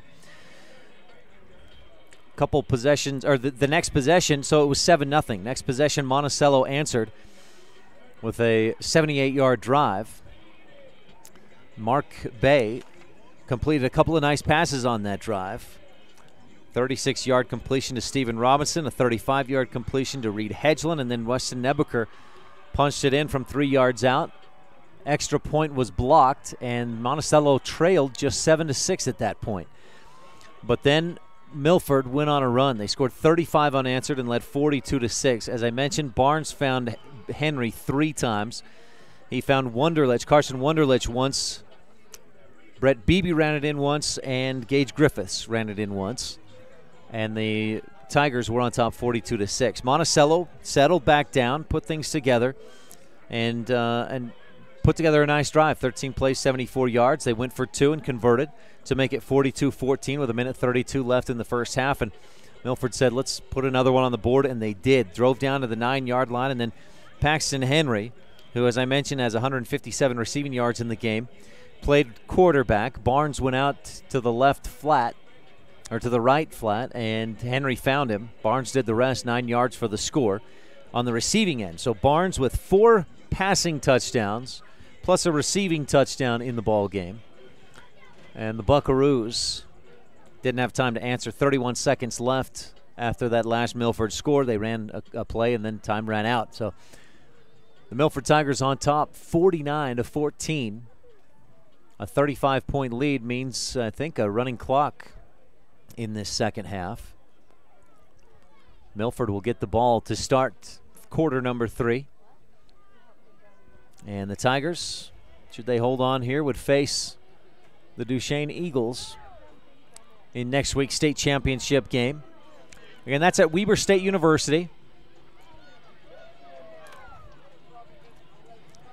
Kickoff is scheduled for 1:30. Let's take a quick look at the forecast for next Saturday. 47 for a high and sunny. We'll hope that holds. That would be about perfect for a mid-November day in northern Utah. Again, kickoff slated for 1 o'clock. Excuse me, kickoff slated for 1:30 next Saturday afternoon. Our pregame right here on mylocalradio.com and live.ksl.com will start at 1 o'clock. Again, next Saturday, Duchesne versus, well, right now it looks like that'll be Milford. Now, Monticello, let's take a quick look at what they've done offensively this season. The last 3 games, they've scored 33 points a game. They'll need a little bit better than that just in the second half to get back into this one. Monticello scored 36 against Monument Valley to start the season. They scored 45 in a win over Dolores, Colorado. Just 13-12 in wins, a win and a loss, a win over Rich and a loss against Altamont. They lost to Layton Christian, scored just 14. Scored 18 in the loss against Parowan, 26 in the loss at Milford. Again, the 33-point win versus Kanab, and the 41 points in the win at Rich last week in the quarterfinals. So we do know this Monticello team can score a lot of points. The question will, a couple of issues, a couple of questions. One will be the running clock. That's going to play against them. The second will be, this Milford team is not going to lay down. We may see Coach Thane Marshall not have his starters come out initially. Maybe he'll think, I'll have my starters in for one more drive. We'll put another touchdown on the board. We'll put this thing away. And then we'll put some younger guys in offensively and let them get some semifinal football experience at the varsity level. We'll see how Coach Thane Marshall plays this. But either way, Monticello's got a very steep uphill battle to try and climb back into this one, trailing 49-14 at the half. Our broadcast today is brought to you by Bear Lake Realty. Visit bearlakerealty.com. An interesting option that is a reality. If you're interested at having some real estate in Bear Lake, buy a home, rent it out so it pays for itself. You can enjoy it some of the time as well. And before too long, you've got a home in the beautiful Bear Lake area. 435-946-8888. Call Gary and Amber McKee in Garden City. They've got the details on how to make that happen. 435-946-8888. That wraps up the halftime show, and Monticello will boot this one away. A low line drive kick, takes a couple of bounces. Going back to scoop it up is Brett Beebe at about the 18. He runs right to the 20, 25, and he's drugged down out of bounds by Zach Cecil. A short return from Beebe on the kick. They'll spot him out at the 30-yard line. That's where Monticello will take over. 13-yard return on that kick from Brett Beebe. Looks like the starters are in there. Gage Griffiths trips to the left side. Henry Sherwood and Sullivan, I believe. Griffiths behind Barnes in the shotgun pistol. Fake the handoff, throw out left side. Henry makes the catch, follows a block, starts in, goes out, down the left sideline, drugged down beyond the yard to gain, and it's a first down to the 41. Barnes picks up right where he left off in the first half. He went 10 of 13 for 220 yards.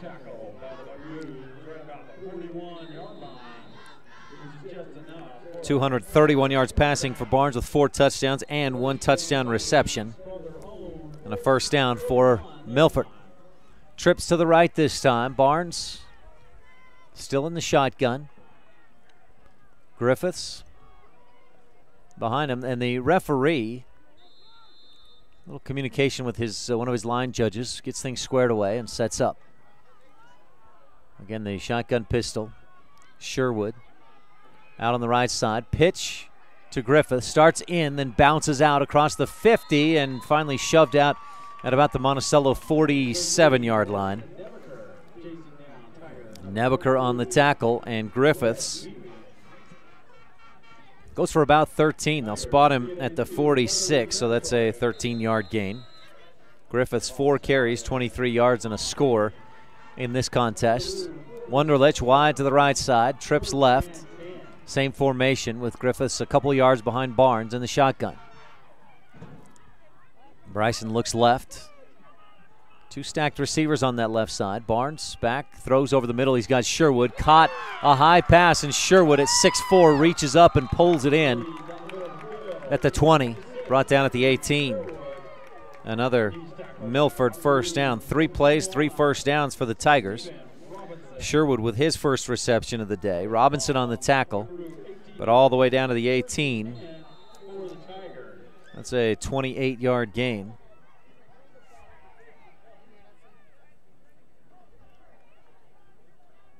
Barnes 12 of 15, 259, 4 scores. Griffiths on his right hip in the shotgun. Snap. Barnes fakes the handoff. Throws. It's deflected into the air. Wunderlich makes the catch. Breaks one tackle. Still on his feet. Finally driven out of bounds at about the 12. Boy, even when Barnes' pass is deflected, it's still caught. Wunderlich took a bit of a beating after he made that catch, and he'll take himself out to the sideline. Looks like Devin Hatch. No. Milford Tigers. Oh, Gage Hardy replaces Wunderlich for the time being. They spot this ball down at the 12, so a 6-yard gain. Wunderlich, third catch of the day. 12 yards with a touchdown. Trips left. Sullivan in motion. Stops and heads back out. He's wide open. Barnes throws deep instead for Henry, and too deep. Overthrown, incomplete. Henry had a couple of steps on his defender. Sullivan didn't have anybody defending him.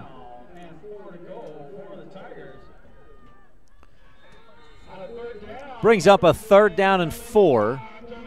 Looks like Wunderlich is okay. He'll step back out onto the field. Right sideline, trips to the left. Henry snuck in behind Sherwood. Stacked receivers on the left. Barnes takes the snap, starts up, then pitches out to Griffiths. He's got the first down inside the 10.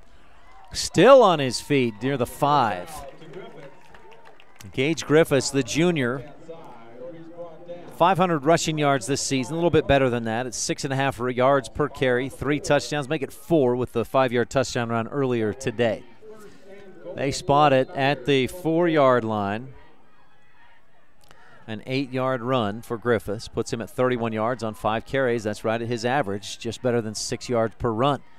He's the deep back behind Barnes under center, fakes the pitch, fakes the handoff, rolls right, still rolling, using his feet, extra time, buys it, throws it for Henry, touchdown.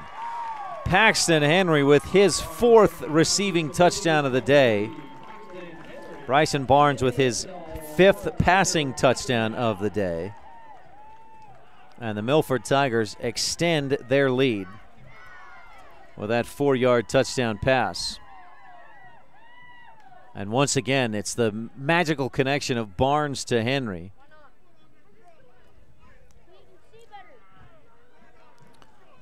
That drive took longer than any other Milford drive today because of the running clock. 7 plays, 70 yards. 8:26 and a running clock left to go in this game. Thanks. Extra point is up. The kicker slips but still kicks it through. The PAT is good. That'll stop the clock at 8:16 for the moment. And we'll take a quick timeout here in the 3rd quarter on this Bear Lake Realty presentation of 1A Utah Playoff Football on MyLocalRadio.com. As one of the region's most visited websites, MyLocalRadio.com is here to serve you. Catch up on local and regional news and information. Buy, sell, or trade your good used items on the radio classifieds. Stream your favorite music all day, every day, or catch our live coverage of your high school teams in action, all on MyLocalRadio.com. Like us on Facebook so you never miss a giveaway, and visit MyLocalRadio.com today to stream it all live.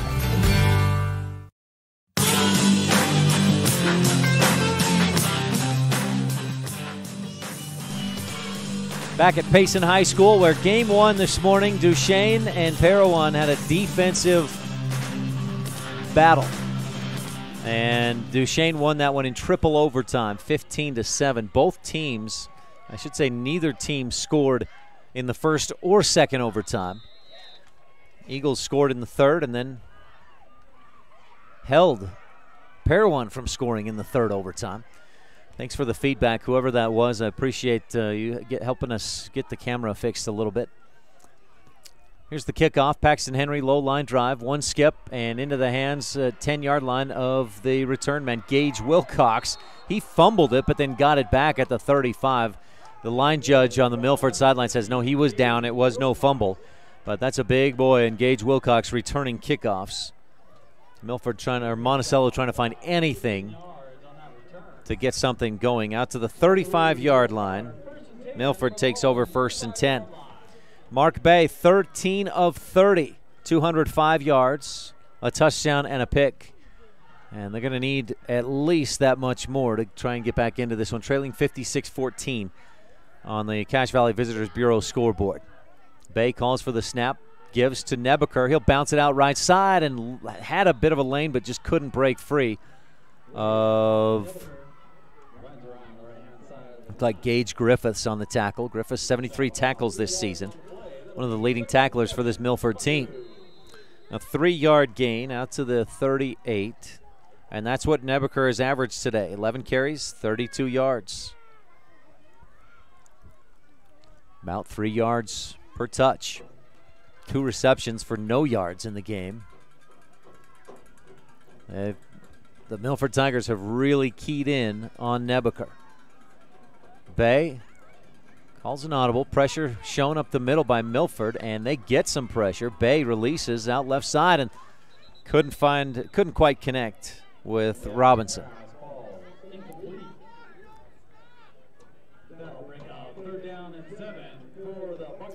Buckaroos face a 3rd and 7. Again, trailing 56-14.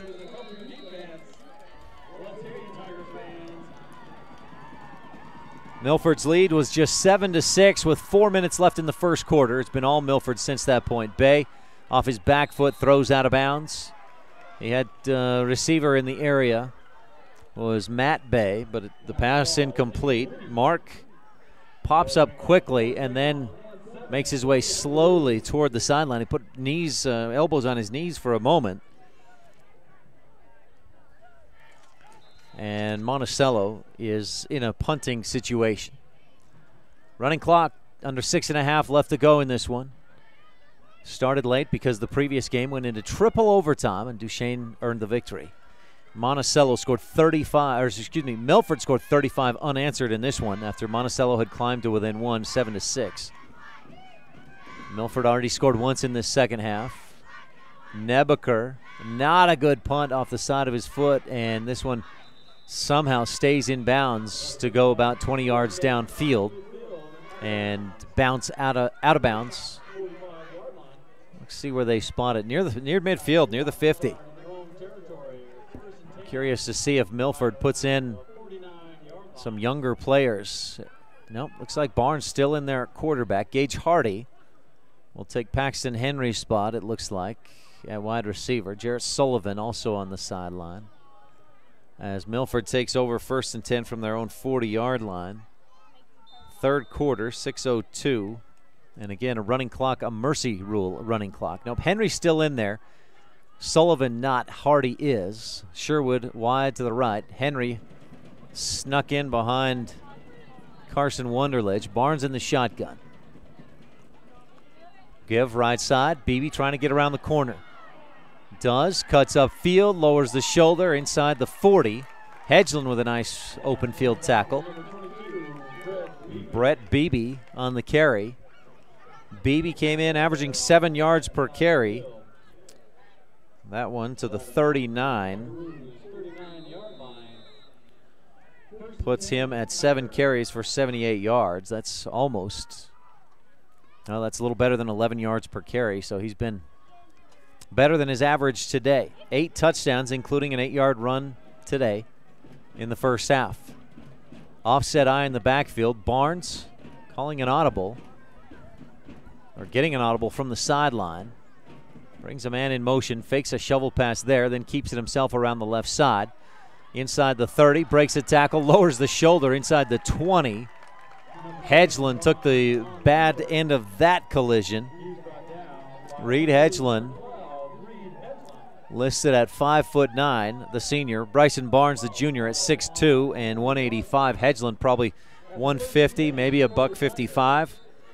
Barnes moves the chains with that run all the way down to the 20. It puts him over 100 rushing yards at 112 on 12 carries. The only thing Barnes hasn't done today is run for a score. He's got 5 passing touchdowns, 1 receiving touchdown. Coach Marshall might be thinking, I want to get him to run one in. Barnes throws the out and underthrows Sherwood. Good pressure by the defense there. Causes an incomplete pass. 2nd down and 10. Milford with a running clock again at 4:30 in the third quarter. Just 3 weeks ago, Milford beat Monticello 32-26.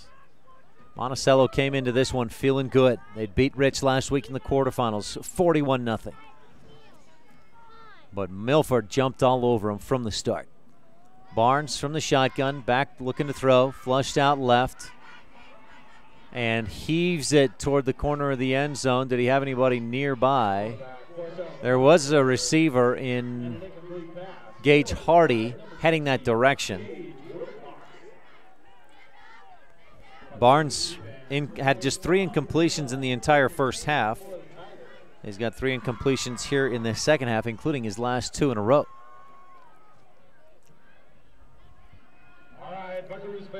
Third down and 10 for the Milford Tigers. Wunderlich wide on the right side. Henry and Sherwood in tight left. Hardy wide out to the left. Beebe behind Barnes. Low snap, keeps it himself. He's got some room inside the 10 to the 5. Barnes is in, touchdown. I said he'd done everything today except to run for a score. He wanted to change that and did. A 20-yard rushing touchdown. That gives Barnes 132 rushing yards to go along with 269 passing yards. He's at more than 400 yards of offense today. 1 rushing touchdown, 1 receiving touchdown, and 5 passing touchdowns. Bryson Barnes being recruited by Cincinnati, plus a couple of other big schools, including one from the ACC, one from the Pac-12. It's the real deal. Extra point attempt, kick is up, and it is good. 63-14. Milford pours it on with another touchdown. We'll take a quick break and be back with more at Payson High School, brought to you by Bear Lake Realty on MyLocalRadio.com. Many of our customers have trusted Jensen Wood Motors for generations. It's important to all of us here at the dealership we always work for the people. My grandpa was a man of his word, and he passed that tradition on to us. We understand that we're here to serve our customers, and every day we try and do that to the best of our ability. We really appreciate each customer, and we want to make sure that they feel that when they're doing business with us. Jensen Wood Motors, Chrysler, Jeep, Dodge, Ram, Montpelier, Idaho.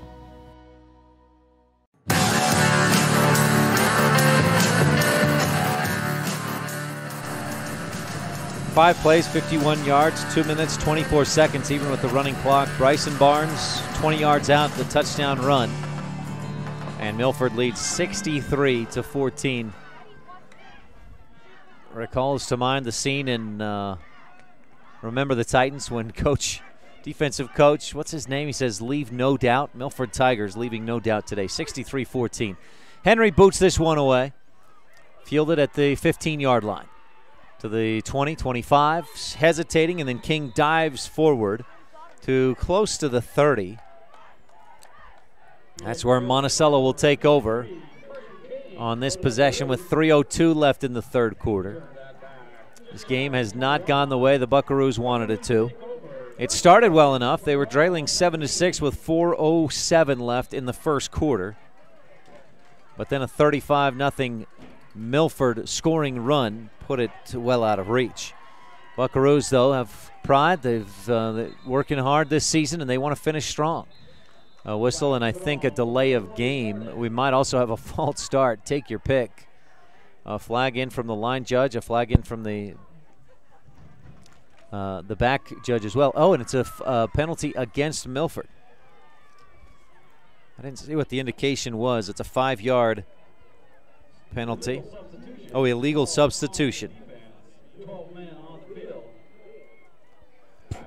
That is the call. 12 men on the field. You may hear the PA announcer mentioning that all as well.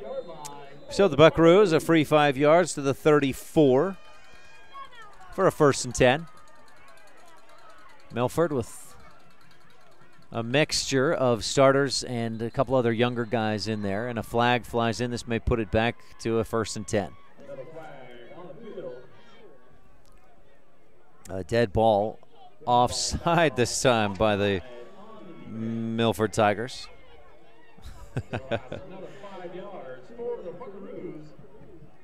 So that's a Buckaroo first down via penalties.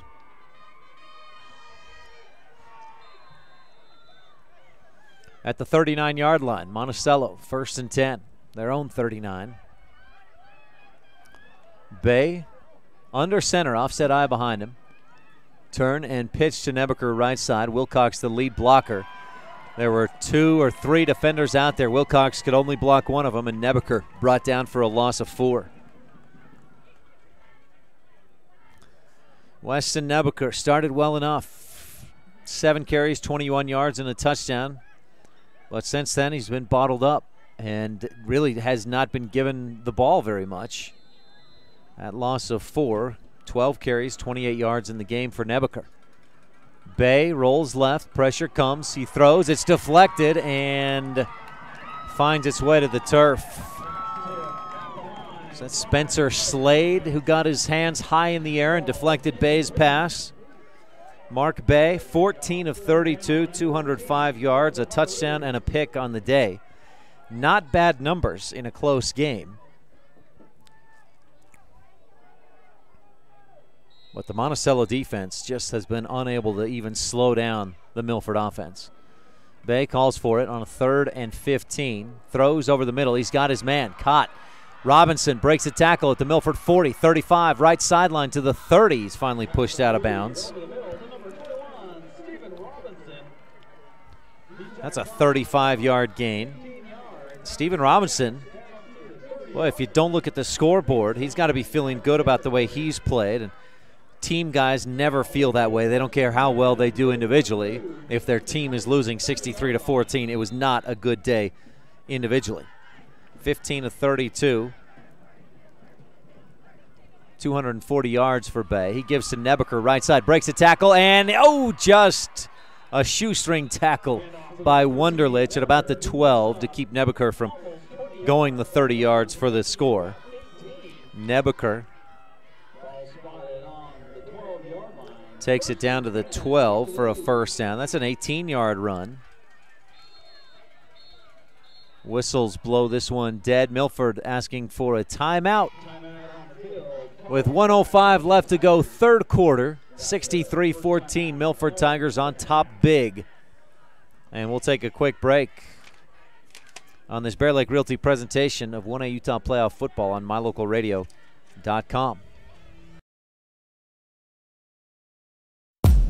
When you have your vehicle serviced by the experienced, certified technicians at Rocky Mountain Yeti, you'll have a legendary experience. With a comfortable customer waiting area, you can watch the big screen television or use the free Wi-Fi while you enjoy free hot waffles with ice cream. Our professional technicians work on all makes and models and handle everything from routine service to major repair. Stop in today, 100 Wasatch Road, Evanston. Visit www.yetiauto.group. Rocky Mountain Yeti, legend driven.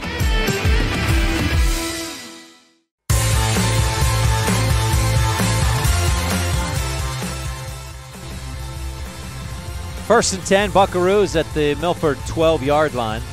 Monticello's moved the ball well on this drive.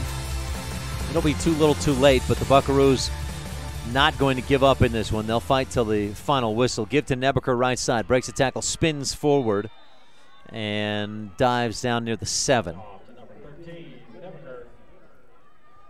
A 5-yard gain. Nebeker, 14 carries, 51 yards, and a touchdown. Last week against Rich, in the quarterfinals, had 20 carries, 204 yards, and 4 touchdowns. Came into the game as the leading rusher in 1A football, and he's above 14, or almost at 1,400 yards rushing this season. Quick wide receiver screen left side to Robinson. Catch is made. He fights his way to the 5.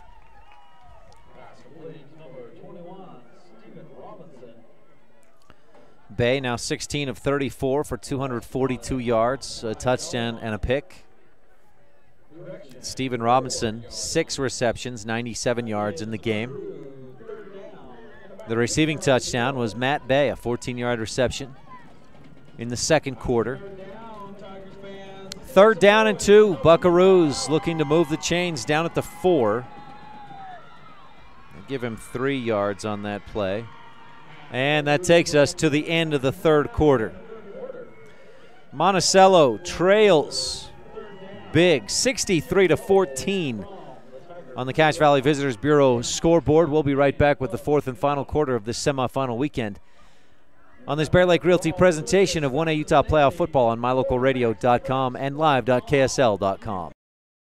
We know that when you think of Plains Tire in Evanston, you always think the Tire Professionals. Quality customer service. They're friendly with great prices. I really like Plains Tire in Evanston. But did you also know that the team at Plains Tire offers oil changes, windshield wiper checks, and free alignment checks? That's right, free alignment checks. We don't want you to quit thinking all those great things when you hear Plains Tire. We just want you to add to the list. Plains Tire, the tire professionals. Stop in today, 157 Bear River Drive.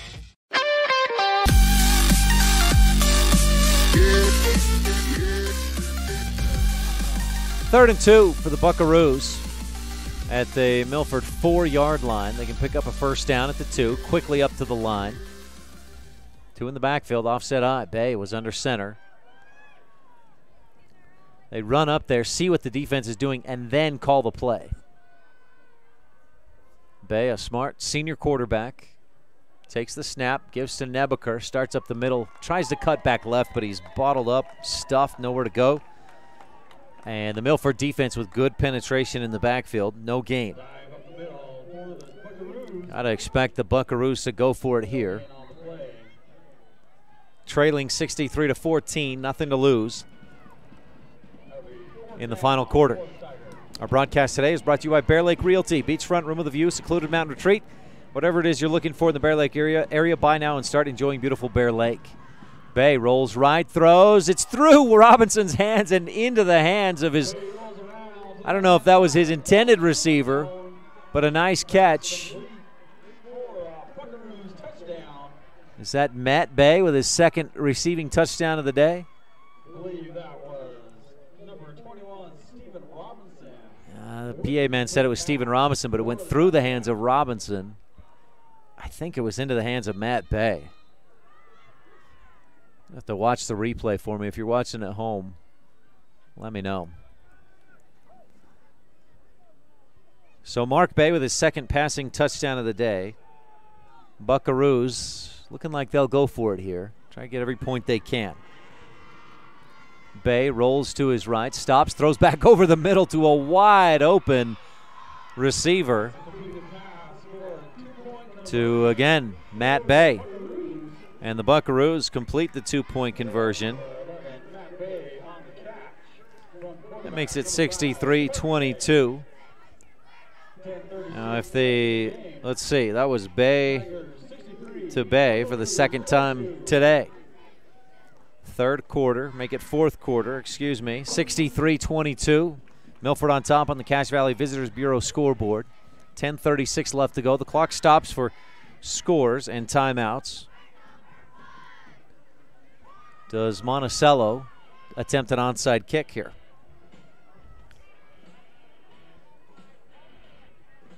Mark Bay, 17 of 35, 247, and 4 touchdowns. That's unofficial stats. Those are just stats I keep as we're going along in the game. Monticello lined up like it's going to be a regular kickoff. But the way they kick it off anyways is usually a short pooch or a squib. And I imagine they may just shorten that up a little bit more. Wyatt Fulmer to kick this one off. Milford leading big, 63-22, a 41-point lead. That's 6 more touchdowns if you're keeping track at home. Fulmer approaches and does not get a good foot on it, and whistles blow it dead anyways. It went off the side of his foot. I've been saying Fulmer. It's not Fulmer. 53, who's not listed on the roster. And Monticello will try it again. And this time it's Cedar English to kick it off. He's their regular place kicker. English kicks with the left, approaches, and just pooches it over the top. Coming up to field it out of the air, Paxton Henry. Or no, that is not Henry, that's Sullivan. Jarrett Sullivan takes it left side and gets out near midfield before he's pushed out of bounds. Looks like they'll say he stepped out of bounds at about the 43. So Milford takes over there, and are we going to see a different quarterback in there for the Tigers? We'll see. It looks like we do. I don't see Barnes out there yet. Looking for Bryson Barnes. Don't see him at all. So Milford takes over from their own 42-yard line. In at quarterback for Milford. They're trying to figure things out. Who's where? Now we got it figured out. And the Tigers bring Sullivan in motion. Quick shovel pass to him from Paxton Henry. Sullivan around the right side. His face mask is pulled back. No flag flies. He breaks a tackle, breaks another, drives forward, close to a first down. I think it would have been a inadvertent face mask had they thrown the flag, but they do not. That's close to a first down. From where I'm sitting, it doesn't look like quite long enough, but the officials, better eyes than I have, and they call it a first down. The 48-yard line. So Sullivan runs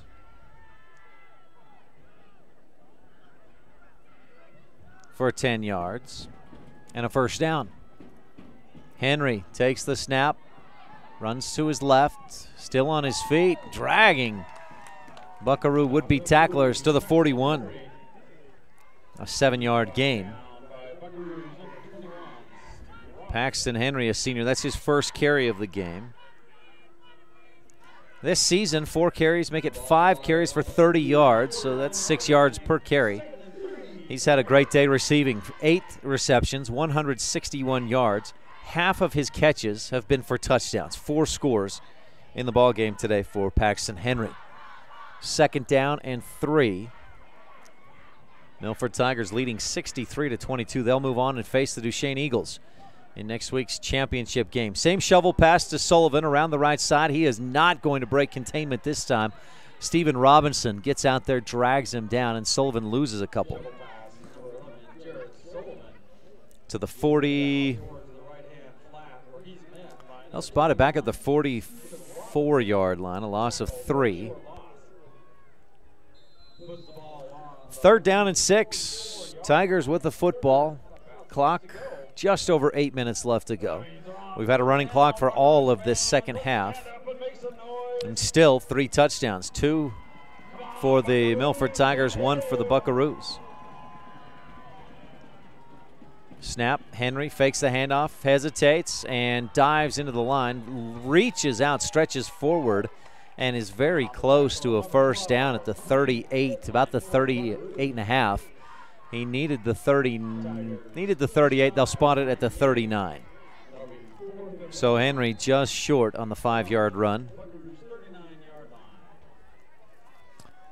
State championship next week. 1:30 kickoff. Our pregame right here on live.ksl.com and mylocalradio.com. We'll start at 1 p.m. from Weber State, Duchesne, and Milford. The top seeds from the north, top seed from the south. Barnes comes in to run this play, pick up a first down. He dives into the line and moves the chains. Needed 1. He picked up almost 5. Barnes, 14 carries, 136 yards, and a touchdown on the day. And he's back in at quarterback. And this may be more of a situation of we don't have a backup plan quarterback for the varsity level. Barnes with stacked receivers right, 2 stacked left. And Milford looking like they want to score again. Barnes under center, takes the snap, turns, nobody there. He wanted to give to Beebe, to Gage Griffiths. Barnes turned to his left. Griffiths had run to his right, and Barnes is brought down back at the 40. Good defensive penetration from Monticello. Loss of 5.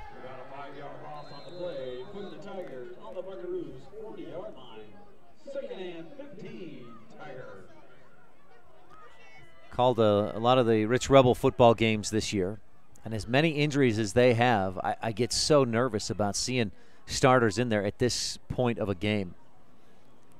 Especially guys like Bryson Barnes, who really have no fear. A man comes to try and get him, he'll lower the shoulder. Barnes takes the snap on a 2nd and 15, brings the defense in, then pitches out to Brett Beebe. He drags a few Buckaroos forward inside the 30. Good timing by Barnes to draw in the defense like a point guard driving the lane and then dishing off once the defense commits. Beebe all the way to the 29, an 11-yard gain. And Beebe needs just 11 yards to go over the 100-yard mark today.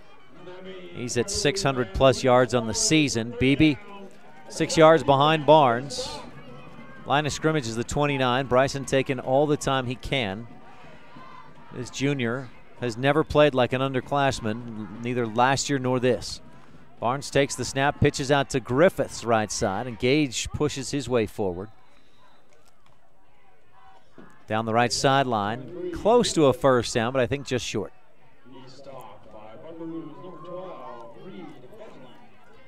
Reed Hedgeland on the tackle at the 27. 2-yard gain for Griffiths. 4th and 2. And the Tigers looking like they'll go for it. Barnes under center. Hard count. Buckaroos don't jump, so he steps away. Just over 5 minutes left to go.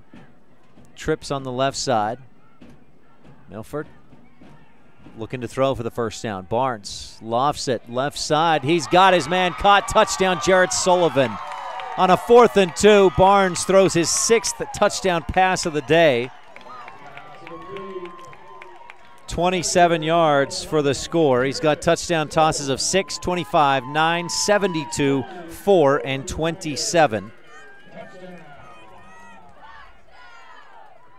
That puts Barnes at 295 passing yards on 15 of 21 and 6 touchdowns.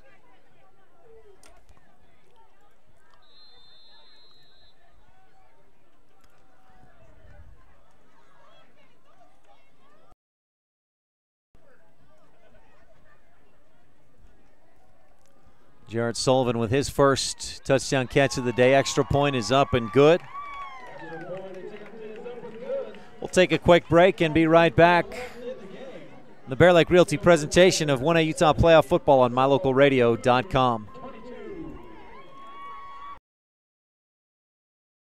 Once you've visited the Bear Lake Valley, you'll want to come back many more times. Realtor Gary McKee and the team at Bear Lake Realty can show you ways you can own a piece of the lake. Whether you want a summer home, a lot, a quarter share in a home, or a place to live year-round, Gary McKee is the #1 real estate agent in Bear Lake. Visit with Gary today and learn about all the options you have. Bear Lake Realty in Garden City, Utah. Visit bearlakerealty.com.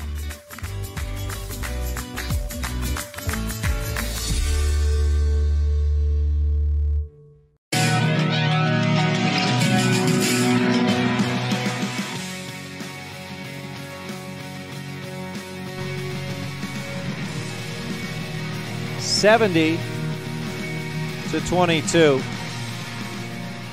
3 weeks ago, the Buckaroos scored 26 against Milford, but they held the Tigers to 32 in that one. The Tigers poured on with another score. Bryson Barnes, 6 passing touchdowns, 1 receiving touchdown, and 1 rushing touchdown in this ball game. 4:34 left to go. That last drive, 9 plays, 58 yards. Kickoff goes, almost out of bounds, dribbles its way out. 6 minutes and 2 seconds on that last drive by Milford. Monticello, a 1st and 10 from their own 35-yard line after that illegal procedure.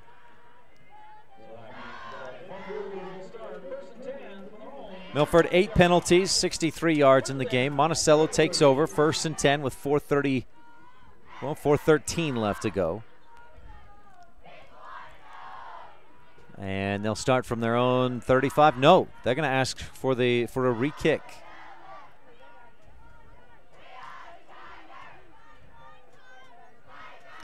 So the Milford Tigers will have to back up and set up again to boot this one away a second time.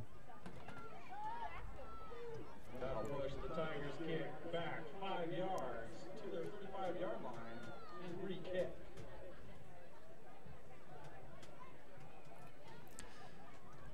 They'll, of course, have to back it up 5 yards. Paxton Henry wants to kick it from the 40 again. The official says no. No, not this time. Let's back it up.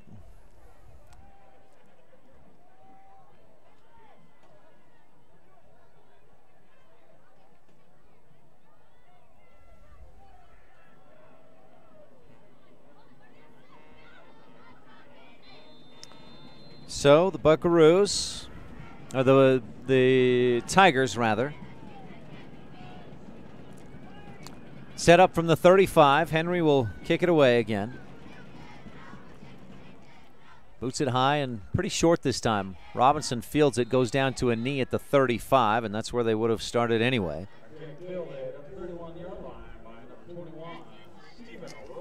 So Robinson fields it. I'm going to try to figure out what Barnes' quarterback efficiency rating would be. He's had a fantastic day. 6 touchdowns, no interceptions. 1st and 10 for the Buckaroos. They'll spot it at their own 34-yard line. 3:45 left to go, so some precious time off the clock. Rolling to his right. Backup QB in there, throws deep and misses. And that's Weston. No, Weston Nebuchadnezzar. It was a halfback pass, my mistake. I'm getting distracted by looking for. So Barnes' NCAA quarterback rating would be a 283.7 on today's numbers. Let's see if we can figure out NFL numbers. NFL rating 153.2. That's I don't think you can go higher than that, can you? Is it 153.9 or something? Is the best rating you can get? Throw out to Reed Hedgeland, wide receiver screen. He breaks through some defenders, splits a couple guys out across the 45. Hedgeland, he's had a pretty good day. That's over 100 receiving yards with that catch. Out to the 47-yard line, a 13-yard reception puts him at 110 in the game.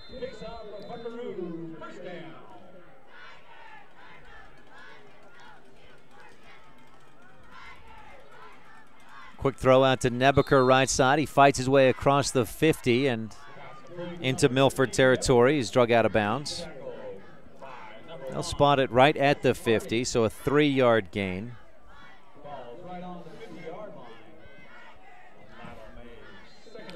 Mark Bay gets his team right back up to the line. They're trying to hurry and put one more on the board with under 3 to go. Pressure coming from the left side. Bay heaves it deep down the left line on the hash marks and tipped, bobbled, and dropped. Reed Hedgeland with a good attempt. A defensive end on the right side for Milford came in and tried to make a play, tried to leap over the Monticello blocker. I don't know if I've ever seen a defender try to hurdle a blocker, and I believe that's the player who's down for Milford. We got an injury timeout on the field. We'll take a quick injury timeout here at live.ksl.com. This is Bear Lake Realty presentation of 1A Utah playoff football on mylocalradio.com. Once you've visited the Bear Lake Valley, you'll want to come back many more times. Realtor Gary McKee and the team at Bear Lake Realty can show you ways you can own a piece of the lake. Whether you want a summer home, a lot, a quarter share in a home, or a place to live year-round, Gary McKee is the #1 real estate agent in Bear Lake. Visit with Gary today and learn about all the options you have. Bear Lake Realty in Garden City, Utah. Visit bearlakerealty.com.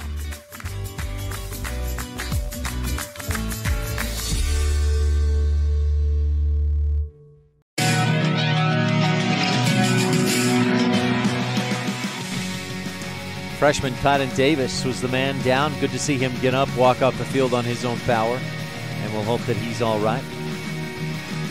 Monticello with a 3rd down and 7. Clock running to 2.5 minutes. No, it was not Cotton Davis. It was Kaiden Peters. Bay takes the snap, fumbles it, and tried to pick it up. Too late, just falls on it. Loses 5 yards to the 45. And the Buckaroos may have a final play coming here. A loss of 4. Second sack of the day for the Milford Tigers defense. They've averaged 3.5 sacks per game. They put a lot of hits on Mark Bay, but have only brought him down twice. A 4th and 11. Bay takes the snap, rolls left, pump fakes, throws, ducks away from a hit, and it's thrown, caught by Hedgeland at the 30 to the 25-20. Finally drugged down about the 15-yard line. And Bay, boy, you don't see, he had the time to, he looked back to his right, saw pressure coming, heaved it downfield, and then ducked to absorb that hit. So the Buckaroos take it down to the 13-yard line, a 32-yard pass and catch. Bay takes the snap, throws to his right, overthrows Robinson.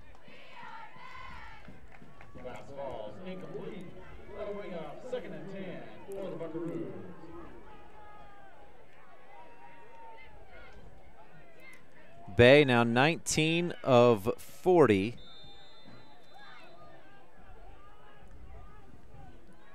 For 285 yards. 40 pass attempts. In the ball game for Bay. Weston Nebeker, 15 carries, 51 yards, and a touchdown. Monticello trails 70-22 on the Cache Valley Visitors Bureau scoreboard. Bay from the shotgun. Rolls right, looking over the middle, nothing there. Now throws and misfires. Hedgeland dives but can't make the grab.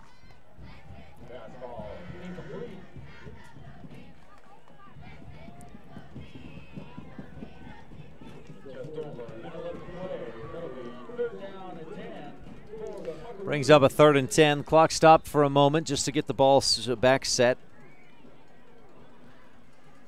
Bay, again from the shotgun. Looking, still looking. Lobs the back of the end zone too far and out of the end zone. Incomplete.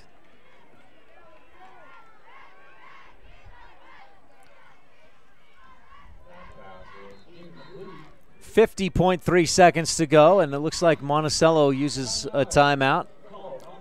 Coach Reed Anderson wants to get another score on the board. Anderson was the quarterback for this Buckaroos team the last time they won a state championship in 2004. Monticello, I believe that was the last time they made it to the state championship game. They beat the Rich Rebels that year for the title. Milford had not been in the state championship game since 92 or 93? Somewhere in that ballpark. Oh, 93, they won the state title. Beat Altamont that year, I believe. But then, of course, last year, the Tigers, a one-loss season, 11-1, and beat Duchesne 28-14 in the championship. We'll have a rematch this year of Duchesne versus Milford for the state championship. If the Tigers can win next week, that would be 19 wins in a row. Still well shy of Duchesne's record, a Utah State record of 48 wins in a row. Rich Rebels had 28 wins in a row in the 94, 95, 96 seasons.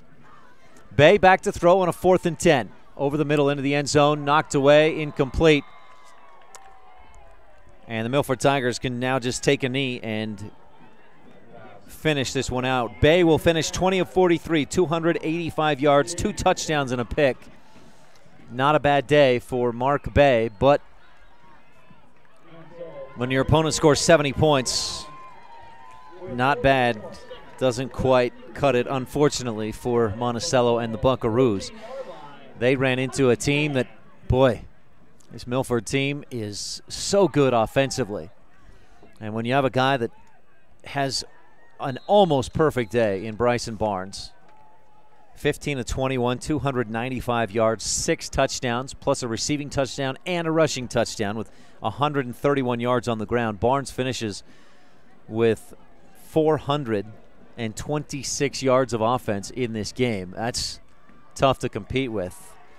Milford takes a knee from their own 14-yard line, and the Tiger fans start to celebrate. The clock will run out, and the Milford Tigers have won their 18th straight and will move on to their 2nd straight state championship appearance. Milford Tigers 11-0 this season. Will look to make it 12-0 next week against the Duchesne Eagles. Some quick final stats for you. In this 70 22 win for Milford.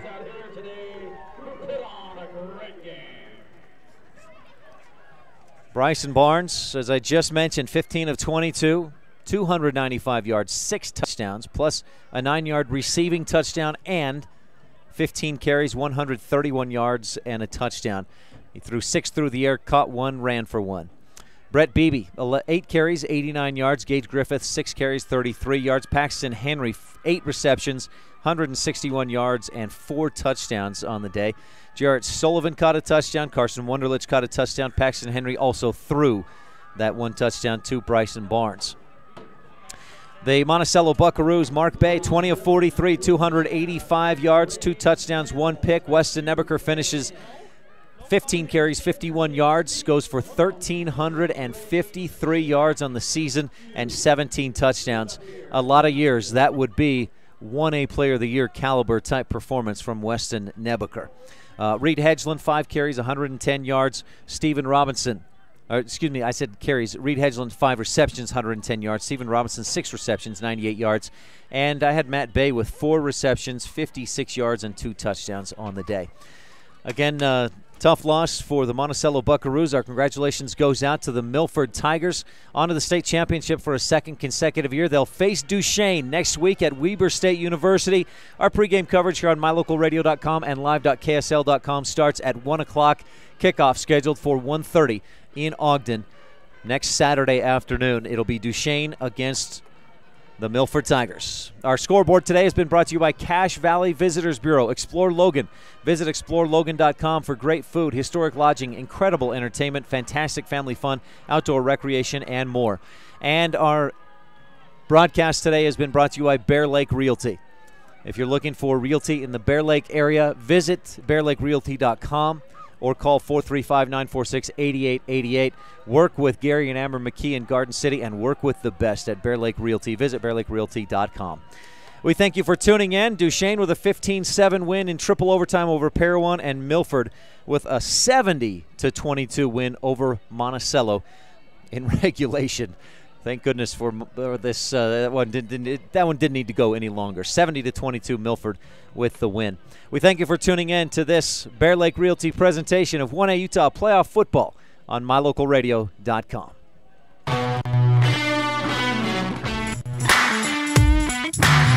Today's live online streaming video has been brought to you by Rocky Mountain Yeti, West Star Printing and Rocky Mountain Signs of Evanston, Wyoming, Jensen Wood Motors in Montpelier, Idaho, the Cache Valley Visitors Bureau, mylocalradio.com, Bear Lake Realty in Garden City, Utah, Plains Tire of Evanston, the Bear Lake Convention and Visitors Bureau, Evanston Regional Hospital, Cache Honda Yamaha in Logan, Utah, Pet Mineral Labs of Park City, Utah, and by Auto Farm Castle Rock Chevrolet of Evanston. Our executive producer is Val Cook. We'd like to thank our office manager, Kayleen Anderson, and our sales manager, Julie Burley, along with KNYN Sports Director, Jake Hibbard, Bridger Valley Sports Director, Sean Bennett, and production assistants, AJ Lamb, Jordan Bowie, and Preston Bush. Thanks to the team at Deseret Digital, including Thompson Coles and Ryan Rasmussen. Big thanks to all of our sponsors and to you for tuning in. We invite you to visit mylocalradio.com to watch games live and free anytime your team plays the Rich High Rebels. Thank you for watching this Bear Lake Realty presentation of the 2018 1A Utah Football Playoffs on mylocalradio.com.